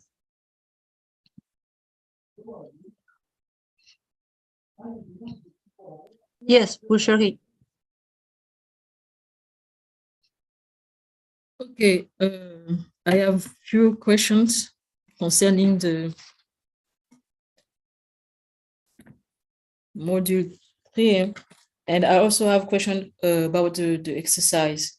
You have sent us some an Excel file where the instruction was like we have to complete the form with the result that that's provided by the calculator, and also there is a graph that will be built based on the result that we have completed. But for me, I don't get any graph at all. So I was wondering whether did I complete my answer in the right place, or is the graph doesn't work at all? Okay, thank you for that question. The idea was that you could work directly on the Google Sheet without having to download it. So to make sure that it would build the graphs, because we know that every person uses different systems. Some people use Excel, some people use OpenOffice, and sometimes there are problems with a different format. So the idea is that you can complete it on your own file online. So I'm going to show that. Let me share my screen. So here in this folder of the course for module 3, there is a folder. I'm saying this for those who have not looked at it yet. And there are a series of spreadsheets. Each of you has a spreadsheet for individual spreadsheet. So we have one down here is for us. I'm going to show you that. So when you get into that spreadsheet, you will see something like this, where there are the instructions and there are different tabs at the bottom to complete the exercises. So the idea is that you complete it right here. And so we can review it directly online, and you can also leave us comments if you want on here, on this I didn't understand, or you can write right on top of this file without having to download it. So for example, in this first sheet, what we want to show is how the uncertainty varies when we change the radial of a feature and the datum. So the idea is that you have to go into the calculator, put all these parameters in the calculator and put the values here. I'm going to make these values up just to show you without making all the calculations. You should do all these calculations. But suppose that the uncertainty when we use this radial, this datum, and all of these parameters is 800 meters. And suppose the next one is 500 meters. It should actually be larger, sorry, because this is a larger radial. So you see that when you start putting the values, it will start building the graph. So in this one, we will have, since the radial is bigger, we will have a bigger uncertainty. I'm just making these values up. These are not the real values that should go here, but just to show you. So it will start building up the graph. If the datum is known, now we should know that the uncertainty should be smaller because we know the datum. And so suppose that this is 500 and this one is, I don't know, 800 or also, let's put another value for the sake of showing and so on. And so in the graph, you will see how the uncertainty here on the vertical axis varies with respect to the radial for the two different datums. So each of these values, you have to go to the calculator and in the calculator put all these parameters and the ones in the table.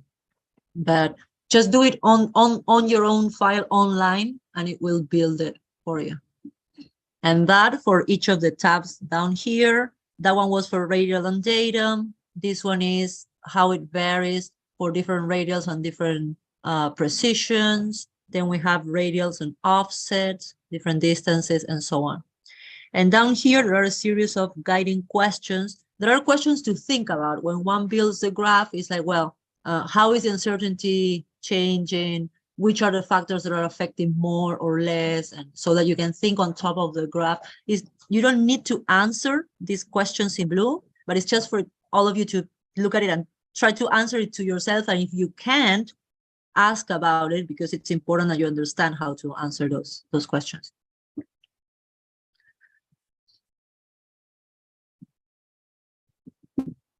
Did you have another question, Push? Okay, aside from this exercise? Yes, I do have other questions if you allow me to. Yes, of course. Okay, and also about the field precision, when you have an offset, for example, of, let's say, 200 kilometers, and what is the precision that we have to complete for this kind of offset, for example, in the field precision, in the calculator? Yes. So in here, for example, is this spreadsheet that we're looking at, we give you the precision to use. We're setting those parameters to a fixed value, but that precision should always match the precision of the coordinates you're providing. So the coordinates we provide here, I don't know if you see it big enough. Maybe I can make it a little larger. So there's, let me see here. So here we're providing the calculator with this pair of coordinates. And so the precision of these coordinates is that it has 5 decimal places. And so we are using the precision with 5 decimal places. The precision should always match the precision of the coordinates that we're giving as an input. If here, for example, we had 1 digit less, then the precision should have 1 digit less as well.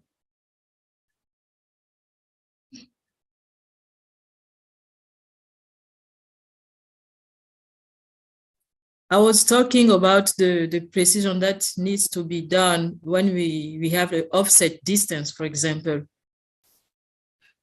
In the Yes,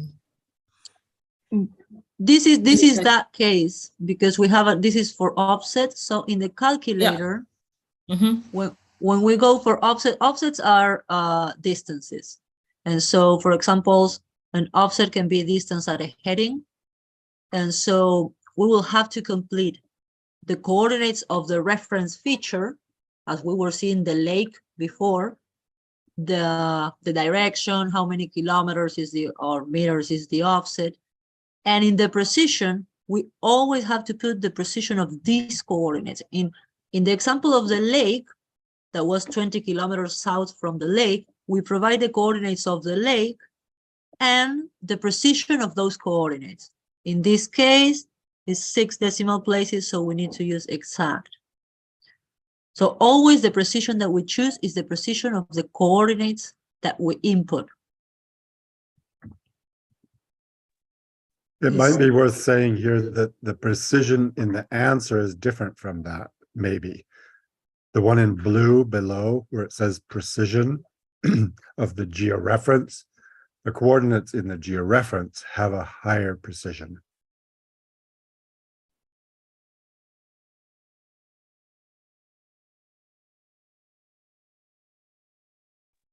Does this answer? Yes, I understand. But if we stay in this for example, below distance unit, there is precision here for an offset distance of 20 kilometers. Okay. So I was thinking about this precision on kilometers instead of the one related to the coordinate. Okay. So this precision should be the precision of the offset that we're using. So in this case, if it's 20 kilometers, the precision is 1 kilometer. We can be wrong by 1 kilometer. If the offset distance was 20 kilometers and a half, then the precision would be here. Well, let's put 20 kilometers 0.6 to have it more clear. We can be mistaken by 0.1 kilometers, either more or less of that distance. So in here would be 0.1 kilometers, which is a 1/10 of a kilometer. So in here we will have a 1/10 of a kilometer. There is 0.1 kilometers, which is the precision of this value.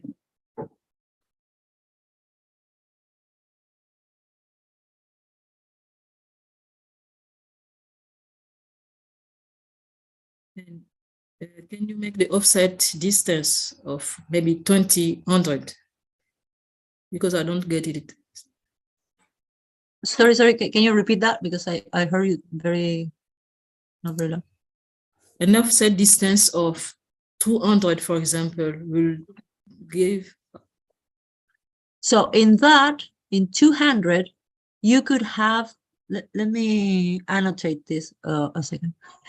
If you have 200, you could have missed it for, let me put it here. Oh, so this is in white, sorry. Let me put another color for the note. Where is the color? Here.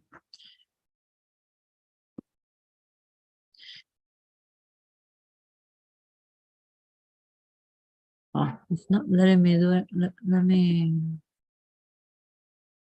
put the format right. And so I can write here.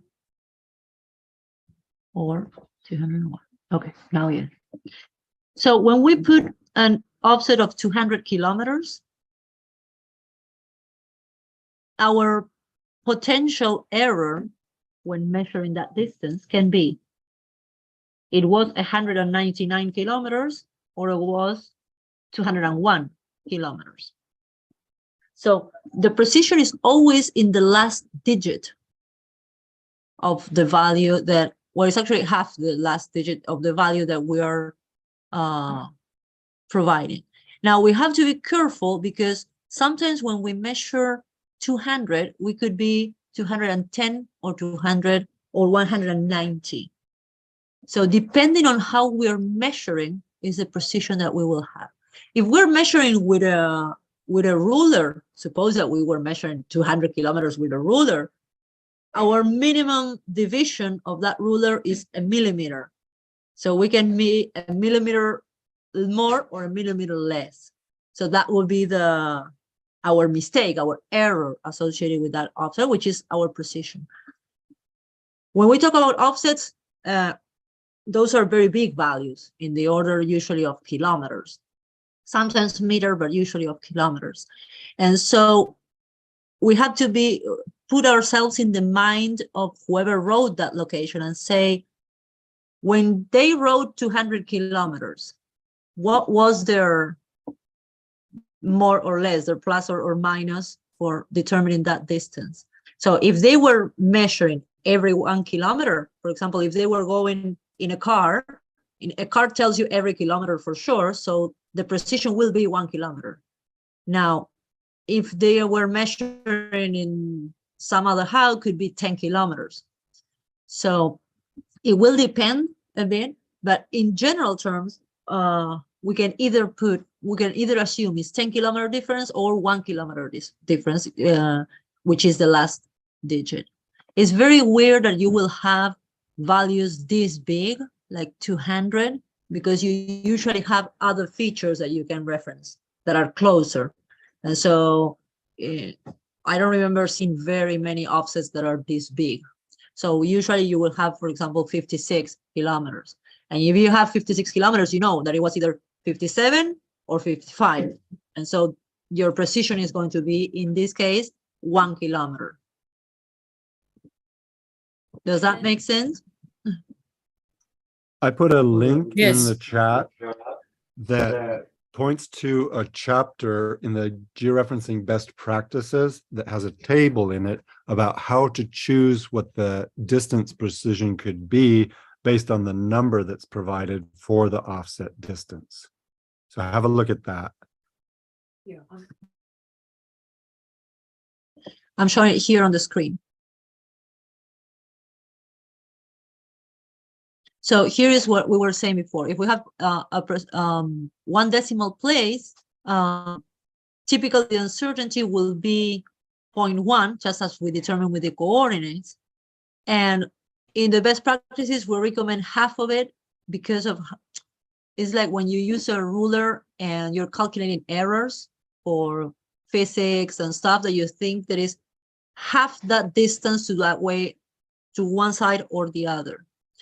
But here, the examples that we were looking before is if we had 10 miles or 10 kilometers, we can suppose that whoever recorded that that distance was half a kilometer or half a mile more or less. So, but this is a little bit subjective in the sense that we should be thinking of what the collector or whoever wrote the location was thinking of at that moment. May I elaborate a little? Yes. So this table shows the values that you would have contributing to the uncertainty. So let's take the 200-mile example that's there. The units are miles. The number is 200. In the second column is what our best practices say. In the third column is a different method that is cited. But in our best practices, we recommend that the uncertainty due to that 200 is 5 miles. But in the calculator, the choice to make is 10, which is double that. It's the precision is 10 miles. It will end up being 5 miles when it's added as the uncertainty in the calculator. So that's what this table is telling us. So if you double the value in the second column, that would be the number to put in the calculator. And I think there's something in the quick reference guide that will tell us this too, what to actually choose. Yeah, so I'm going to pass this to kilometers to show in the calculator. So for the 200 here, if it was in kilometers, we would use, just so that it stays here. Again, getting in the mind of the collector or whoever wrote this location, we would say, well, this could have been 10 more or 10 less. It can also be that if we were on a plane trying to measure or trying to determine a location, sometimes happens for national parks or reserves. They go on little planes and they fly over an area and they say, oh, well, there's a location. And it's not as common, but it can happen. And so if you're further away from the land, these 10 kilometers could be 25 or 50. But well, this is a general table that gives us some reference. Remember, as John was saying, in the calculator, we should put double these values in the second column.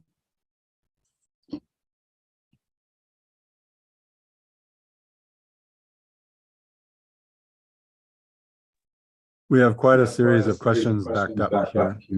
Okay, one second. Pulcheri, is this clear now? Yes, it is. It is. And okay, yeah, great. Okay, yeah. But I still have some questions, but that's related to, for example, when we have a road with B, W, or the name of a country with ML, what does it mean? Those words like BW or ML? Well, those are country codes. And so you may find that countries can be represented with country codes, either with 3 letters or with 2 letters. And so those are called the ISO country codes. I'm going to show you. The ISO country codes is a rule, it's a standard that assigns to each country or territory on the globe a particular code. The ISO norms unfortunately are not free, but for some of them, there are pages on Wikipedia where you can get those countries from. And so here I went to Wikipedia to the list of ISO 3166 country codes, and that provides you with a table where for each country or territory, you have the alpha 2-letter code and the alpha 3-letter code. So for example, if we go down to, for instance, to Malawi, I'm not finding here, we will find that the 2-letter code is MW and the 3-letter code MWI. If we go to Mali, we will find the ML or MLI. When we're using Darwin Core, if we have to complete that field, the country code, Darwin Core recommends to use the 2-letter code, not the 3-1, but the 2. But here is where you can get the country codes. Oh, sorry. I think I wasn't sharing my screen. Is that right? I'm so sorry. That's correct, but the link is in the chat. Oh, for okay. that. So sorry. So on Wikipedia, you will find, I'll show it just quickly again. So this is the list of country codes, and down here you have the table, and I was just showing for Mali and Malawi. Down here, here we have the 2-letter code and the 3-letter code for Malawi, here for Mali, well, for every country or territory on the world. And this is the one that Darwin Core recommends to use, the 2-letter code.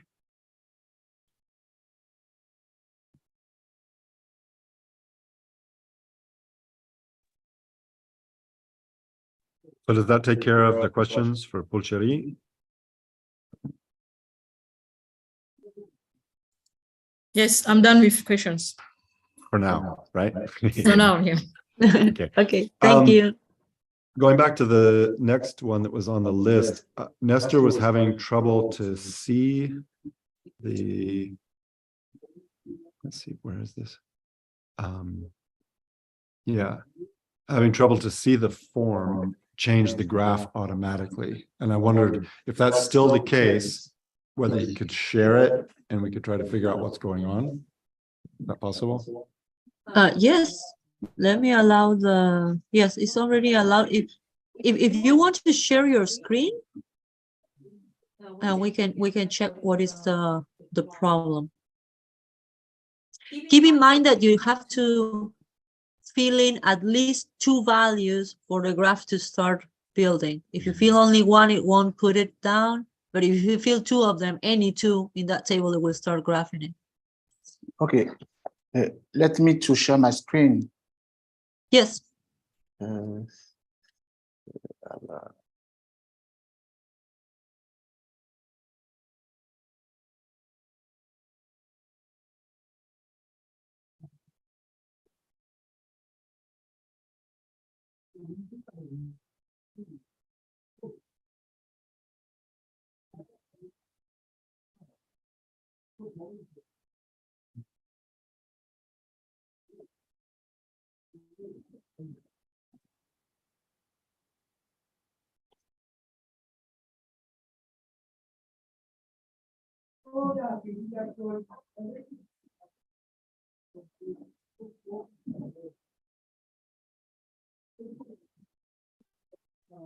We're not seeing the screen share still.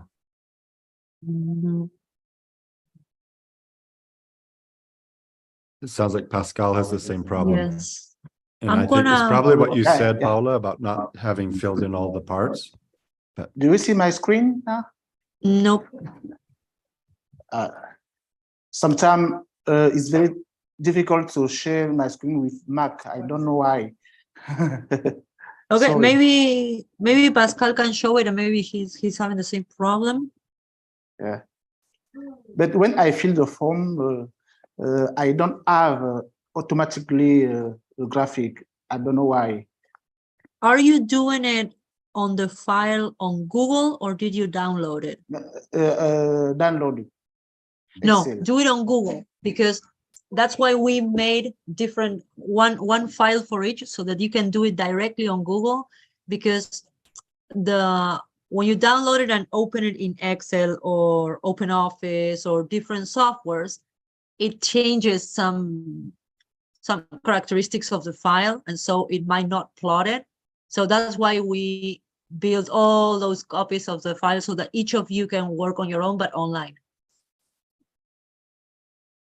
Okay, thank you. Yeah, so try that and confirm. Let's assume that that's the problem. And we'll go on to the next question. Okay, yeah, let us know if when you do it online, you can see it. So next question in the meantime is, I'm a little lost with the chat. The sharing the screen, I just keep switching. There's a question next from Raymond. Please, can you explain again about radial and coordinate precision? Yes, about which part exactly? what is each one, or any question in particular? How to calculate them, or I need a little more detail on that question. If you could say so with a microphone, that would be easier than in the chat.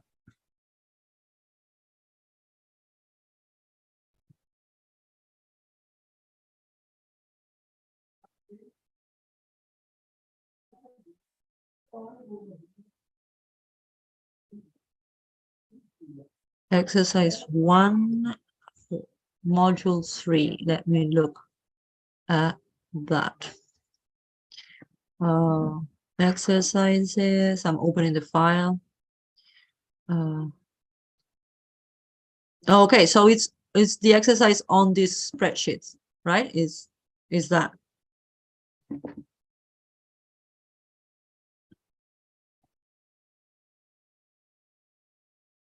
So, okay, radial and precision. Okay. I'm getting our file ready here to share. Okay.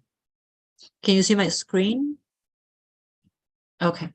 So the idea on here is that we calculate the uncertainty that is associated with locations that have different radials and different precisions in the coordinates that we provide. And so, for example, suppose that what we're trying to show here is, let me add a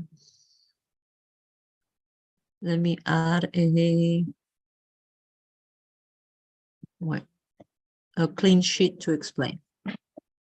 So that I can put it here. Okay. So the idea in here is that we can have different locations. For example, this is a location A that we want to georeference, right? So for this location A, suppose we're doing a feature-only calculation, we will give coordinates that are the corrected center of this feature, right? So now those coordinates could be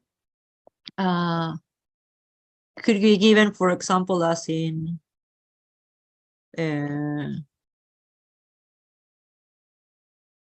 like that. Those could be some coordinates that represent that corrected center, or we could have,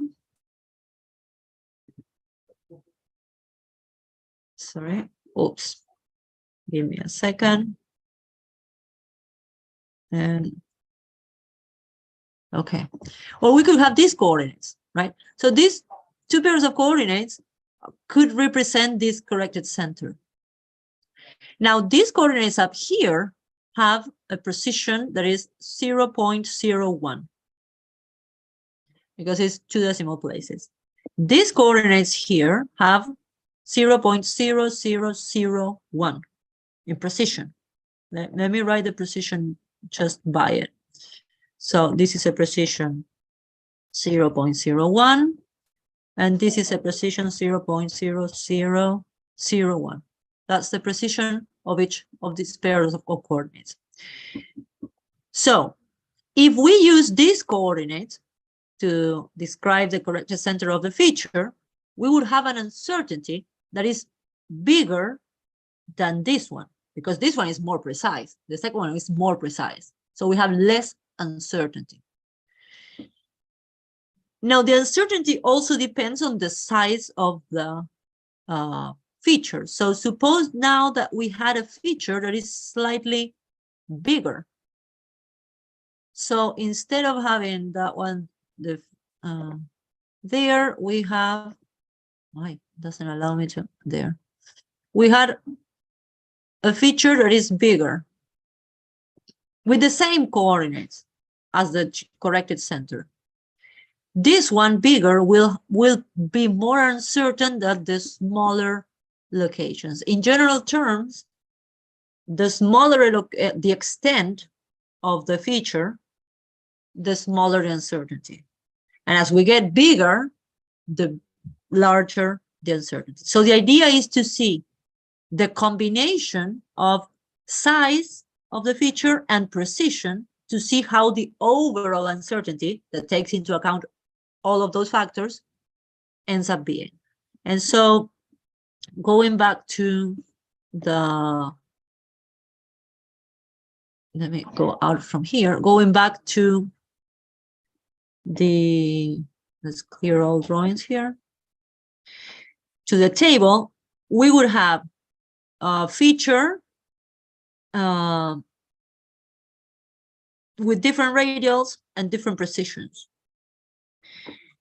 And we will calculate how the uncertainty is for each combination. So for example, if the radial is 0.025 and the precision has 5 decimal places, there should be a given value, for instance, I don't know, 50. And this is an example, this is not the real value. Now, if the precision is smaller, which means it's less precise, for the same radial, we will have a larger uncertainty, suppose 100. If we are less precise in the coordinates, the overall uncertainty will be bigger. And so if we move the radial, if the radial is bigger with the same precision, the uncertainty will be bigger. So there is starting plotting the values. If we have a yet larger radial, the uncertainty will be much bigger. If we have and so on for the other precisions, right? So this one might be 200 and this one might be 500. This is you have to make the actually calculate the values because the shape of the curves varies. I'm just showing you how to build the graph here. So the idea is to see that how the uncertainty changes for different radials and precisions and the combination. The bigger the radial, the bigger the smaller the precision, that is less precise, and so on. Does that make sense?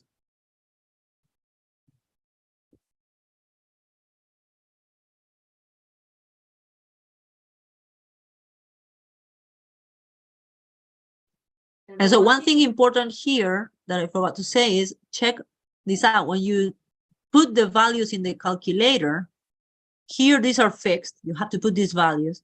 But here, when you put the coordinates, you have to change them slightly because we start from here and this coordinate corresponds to the first column, which has 5 decimal places. If we want to see a precision of 0.1, what we're going to put in the calculator is that. And this one accordingly, because we have to adjust the precision to make the calculation. And when we go to the nearest degree, we have to keep only degrees. And in this one, it will be, if we round it, it will be 72. For this last column, we have to change the precision of the input coordinates. Does that answer your question? Or do you have more questions about this?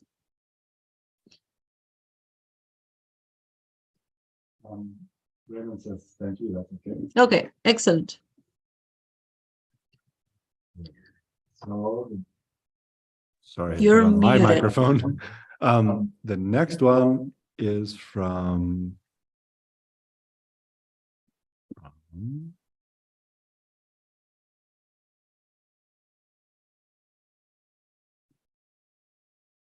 Pascal. Can you explain again for the example of a polygon where we draw a circle around it and make a corrected center of it and calculate the radius? Yes, let's do that on Google Earth. So I'm going to take this grid off. I'm going to go to just anywhere to get something to make a polygon. So we're here in Central African Republic, and suppose that we want to, let's see if we can find some feature is more obvious to look at. If it's square or the like is much easier, or otherwise let's go to where there are bigger towns.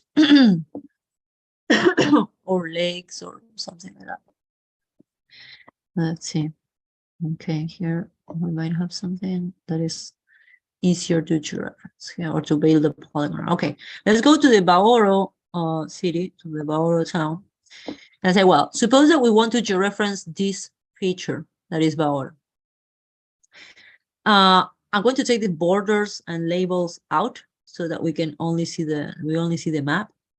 And so the first thing that we're going to do is delimit, find the boundary of this feature. And we do that with the polygon. So to draw a polygon on Google Earth, we go up here to the polygon tool, add polygon. And when this window is open, we can name it. So this one was Baoro. And we will start drawing. So we draw different points.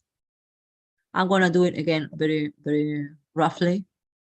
So I'm going to say that Baoro includes all that is inside this polygon that I'm drawing. So we're here, and I'm going to say this is a different town. Maybe it isn't. Maybe it is the same, but I'm going to not include it based on X information that I found or not. Remember that we always have to try to use other sources to narrow down exactly what we're georeferencing. But suppose that this was the polygon for Baoro. Okay, I save it. Also, I say okay here, and that's going to put it in my places and list. So now we have that Baoro polygon right there. This is getting a little small to see. Okay. So the first thing that I'm going to do is center this polygon. So I will right click on my polygon, go to properties, and in the view tab, I'm going to reset it, which means it puts it just in the middle of the screen. I'm going to turn the inclination, the tilt to 0 degrees so that I can see it just from straight up. So that is my polygon centered on my screen, center on my screen with respect to latitude and longitude. So what I'm going to do now is add a place mark. So I add a place mark, and the place mark is going to be exactly at the geographic center of this polygon, because the polygon is centered, and when we add a place mark, it adds it to the middle of the screen. And so this is, I'm going to call this Baoro geographic center. Okay, that is our geographic center. Now what we want to do is georeference this. And to do that, we need a circle that is the minimum circle that includes all my polygon. So I'm going to try to draw that circle. Let me zoom out a little bit. Okay. And to draw the circle, I'm going to go to the ruler tool up here, the option circle. You see that there are lines, paths, polygons, circle. And I'm going to start drawing a circle. I start usually from the geographic center, but you can start from wherever because the circle can be moved afterwards. And I'm going to start drawing a circle outwards. So I think that circle is going to be enough, because if you see, I'm missing a part of here that is outside, but here I'm already out. So I'm going to take it from here and try to move it around to make it fit. And it still doesn't fit, so I have to enlarge it a little bit. And I try to find the minimum circle that includes all that location. Still a little small. Just a little bit more. Okay, I think we're close there.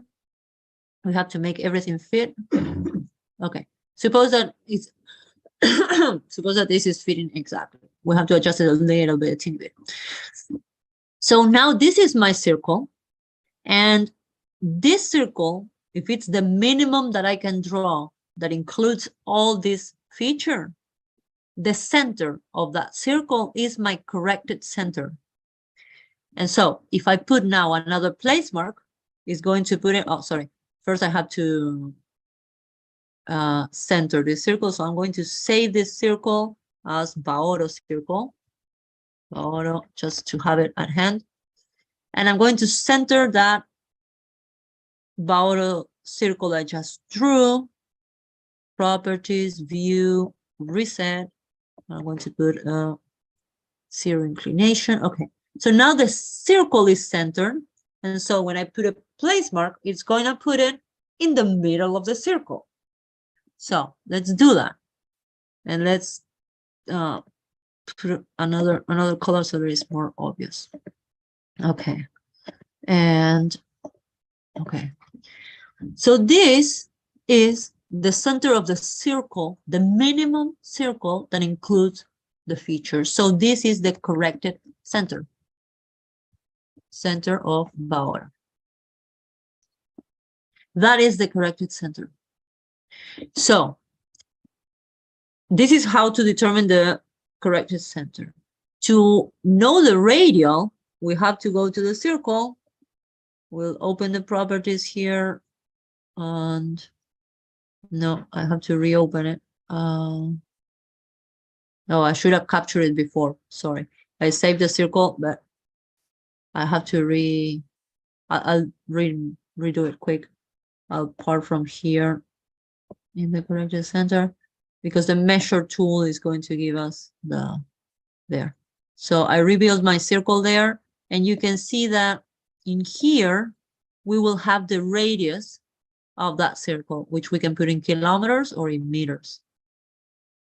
And so this radial of my circle is the radial that I will use for the calculations, because it's the one that corresponds to the circle that is centered on the corrected center.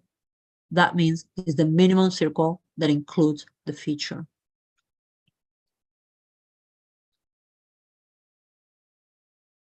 Is this clear? Yeah, thank you very much. That is what I wanted. Excellent, excellent.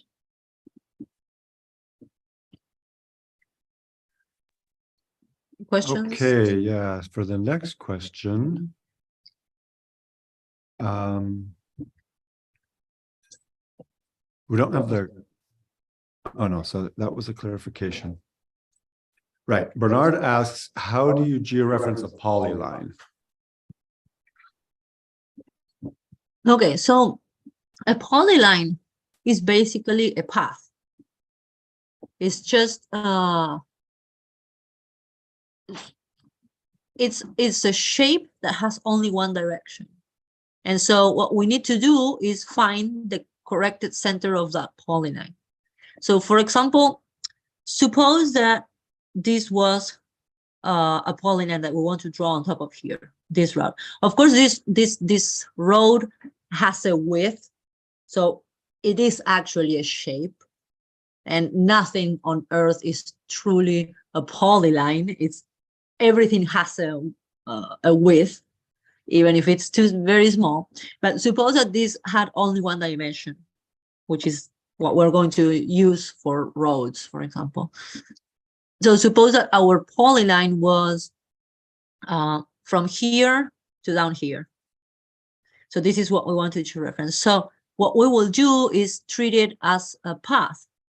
And so we can add a path here, and basically what we're going to do is draw a line, right, that goes on our path. And so this is going to be our feature. So once we do that, this is the untitled path. Let's call it untitled path. What we have to do is exactly the same as we've been doing with other features, which is draw the minimum circle that includes that polyline. And so we will go to the ruler to get the circle, and we will try to make a circle that includes all that polyline. I'm going to move it a little bit. Okay, and it has to be a little bigger. Okay, I think we're close enough. There. Okay. So that's the minimum circle that includes the polyline. Now, careful, because the corrected center always has to fall on the feature or its border. Because this, if we put this as the center, this is not on the line. This is not on the road. So we have to build the minimum circle that includes all the feature and where the center falls within that feature or its boundary.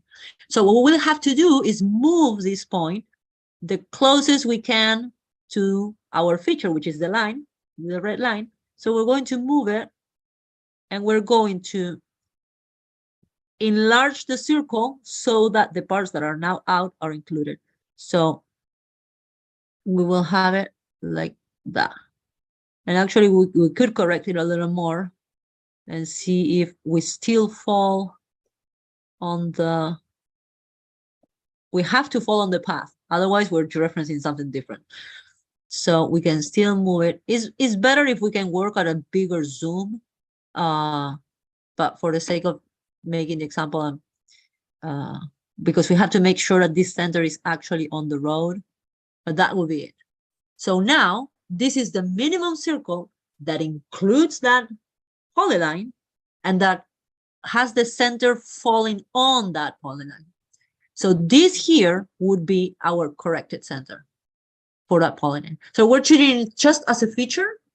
We only have to be careful that when we determine the corrected center, it's on the line. Which in most other features, like the town we were looking at before, when we were looking at this, generally, unless the shape has a very weird concave part, usually the center falls in the feature. So we usually don't need that correction, but for polylines we do. And this will apply for roads, for rivers, for highways, for anything that can be represented as a polyline. Does that answer the question?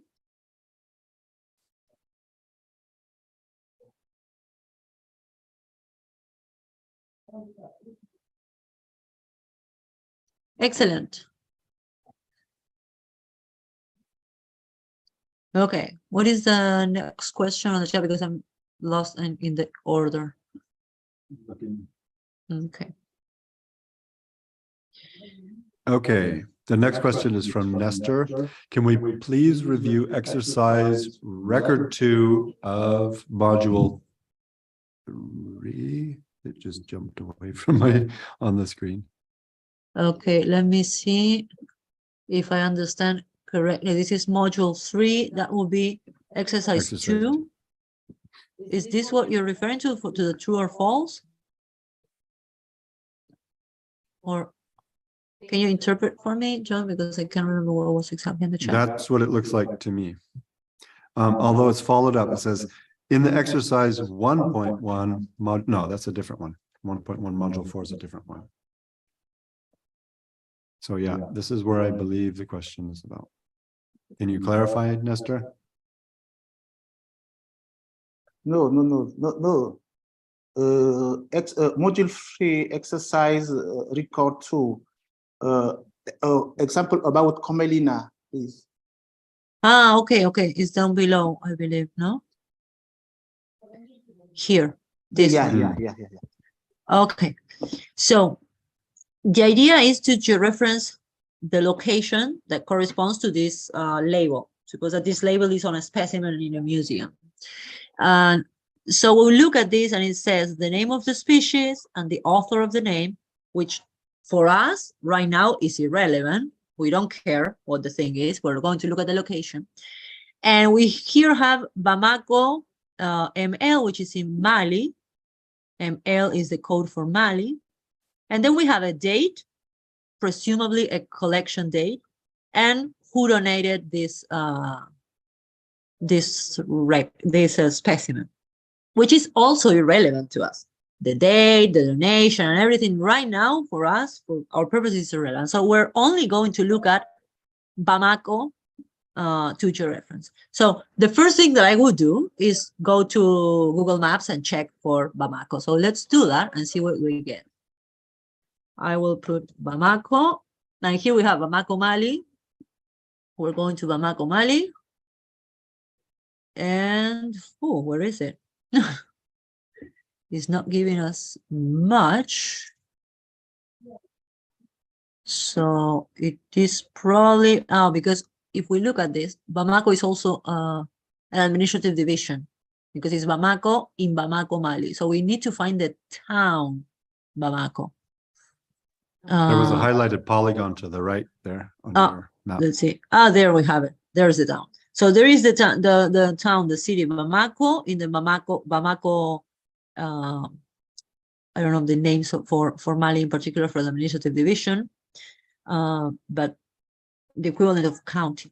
So this is the town that we need to georeference. So what we would do is build a polygon around it. Build this polygon, because remember that we cannot extract it from Google Maps. Either go to Google Earth and build this polygon and do what we just did for the other one, build a polygon, put the circle, the minimum circle around it, get the center and get the radial and go to the calculator and calculate. Or we can also look for it. I'm not sure if we're going to find it in GeoPick, but we can try. So we can put Bamako here and see, oh, here we have one. So let's see if it agrees with the, yes. So compare the polygons here, right?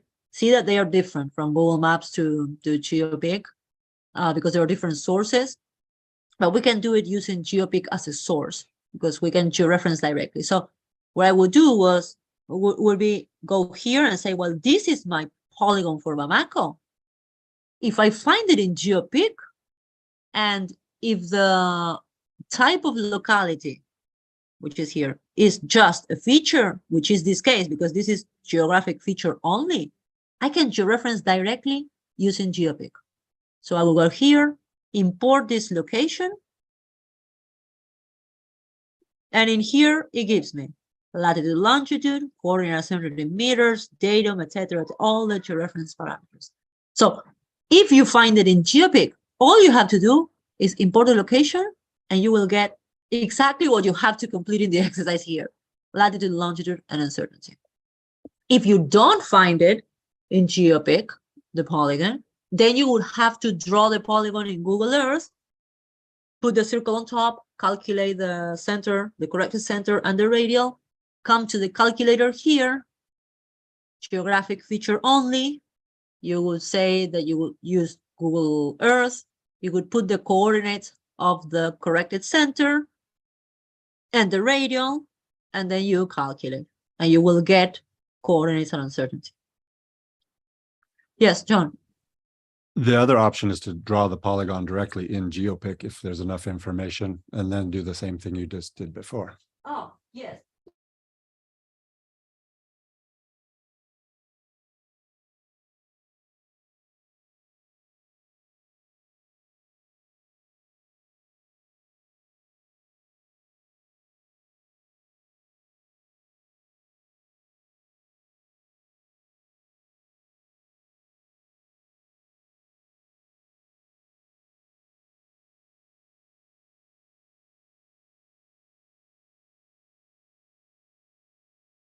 Sorry, Paula, you are muted.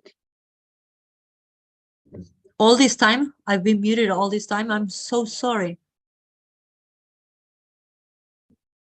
Which part have you heard? Have you heard anything? Maybe start from drawing the polygon after having looked at Google Maps. Okay, so I'm very sorry.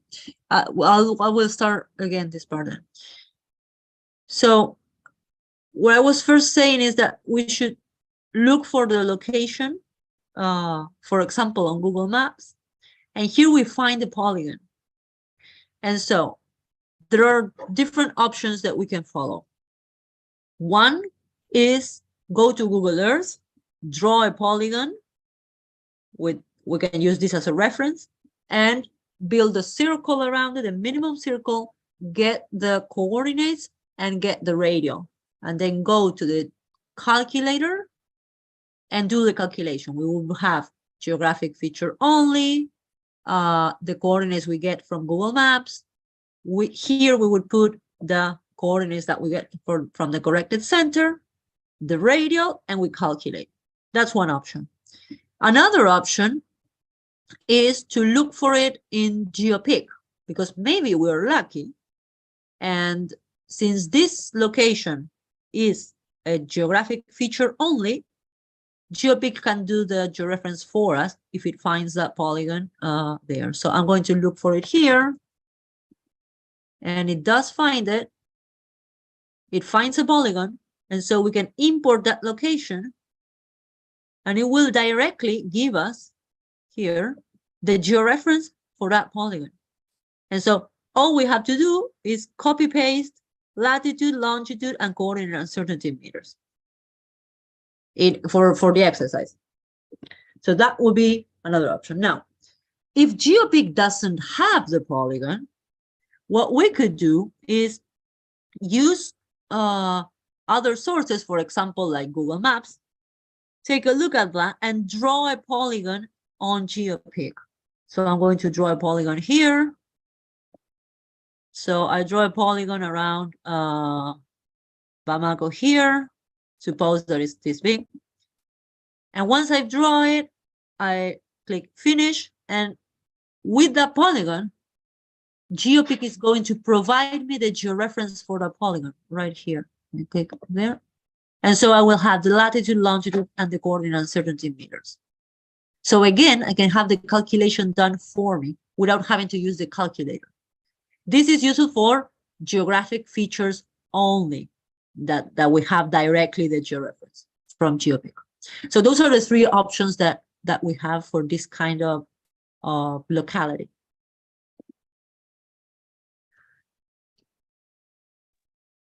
So one thing to add to that, to be very careful about, is because in that particular record, that label, we had a feature only.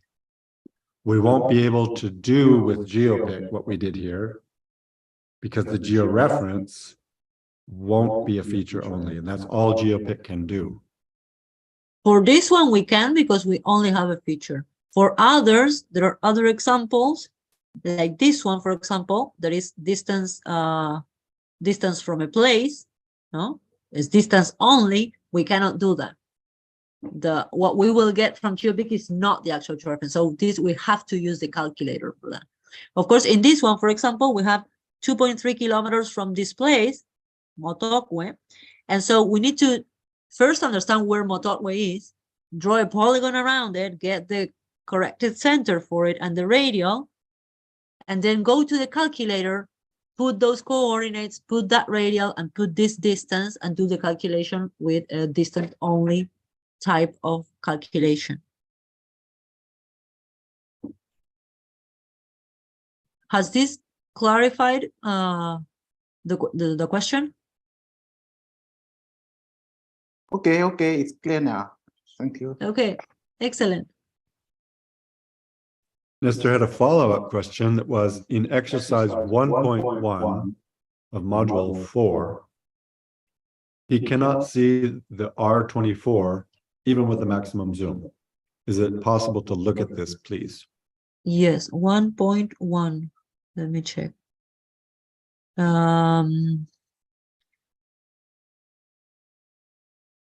We have to go to first in here. Let's look for this part of the locality in Google Earth. See if we can find it here. First, we find the valley. What I do is go from bigger to smaller in the details. So here, what I will do is enable down here in my layers, enable the roads, because if I don't have enable, I won't see anything. So in the layers, it's important, if we have roads that we're referring to, try to make them visible. So that for one. Let me check what was the description. Intersections of A3 and A8. So A3 is this one. A8 is down here. This is A8 and A3. That's 1 point. Let's put a marker there just to remember where the intersection is. So that's one of the intersections, 8 and 8-3. And the other intersection is 8-3 and B412. So it's here. This is B412. So it's 8-3 and B412 is this one. So what we're referring to is to this path here between this place mark and this place mark. So let me go a little further. So this one is 8-3. This one is 8-8, and here is B412. So I see them. And then there is broad enough to see the whole route R24. So R24, where is R24?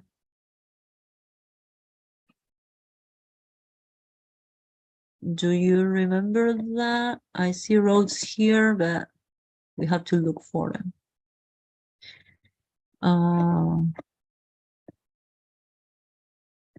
Do you remember where the I think R24 Nestor is right. That this description doesn't need reference to any other road because the intersection is both on A3. Yeah, no, but the reference to R24 was to understand how much zoom you had to go into to draw, so that you could see it clearly, so that you could see R24 clearly. But it was for the level of zoom. It's like zoom more or zoom less, and that was just a reference on how much to zoom. But let me see if I can find R20. You can remember. I think we have a capture. You have a screen capture. Okay, can you try to find that?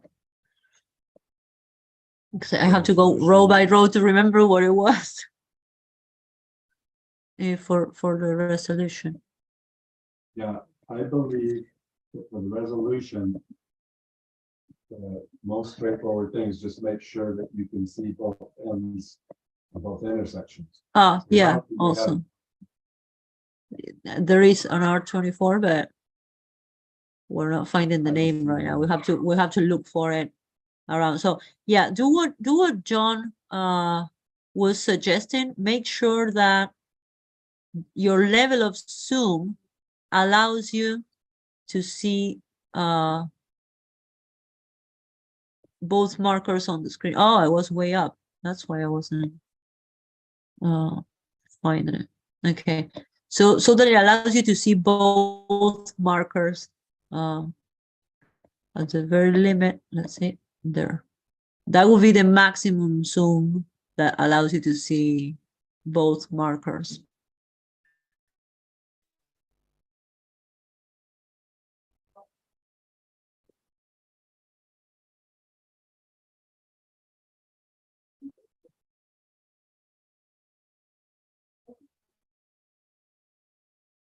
Does that solve your question?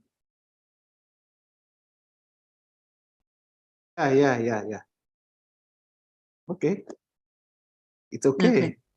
Okay. Great, thank you. Great. Are there more questions? We've covered it all in the chat so far. Okay. Any raised hands? I don't see. Let's see.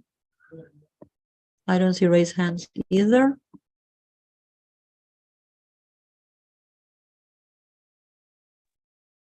Thank you for those questions. Those are critical to making this work.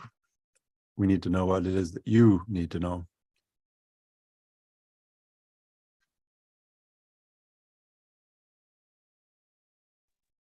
Yes, really, really good questions today. Really good.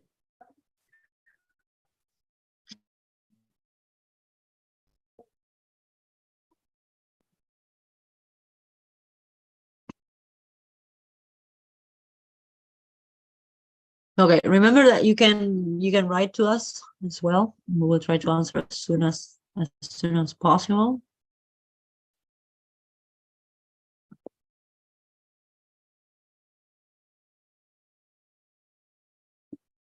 Okay, I don't see more questions coming. So if there aren't any others, we will finish the session for today.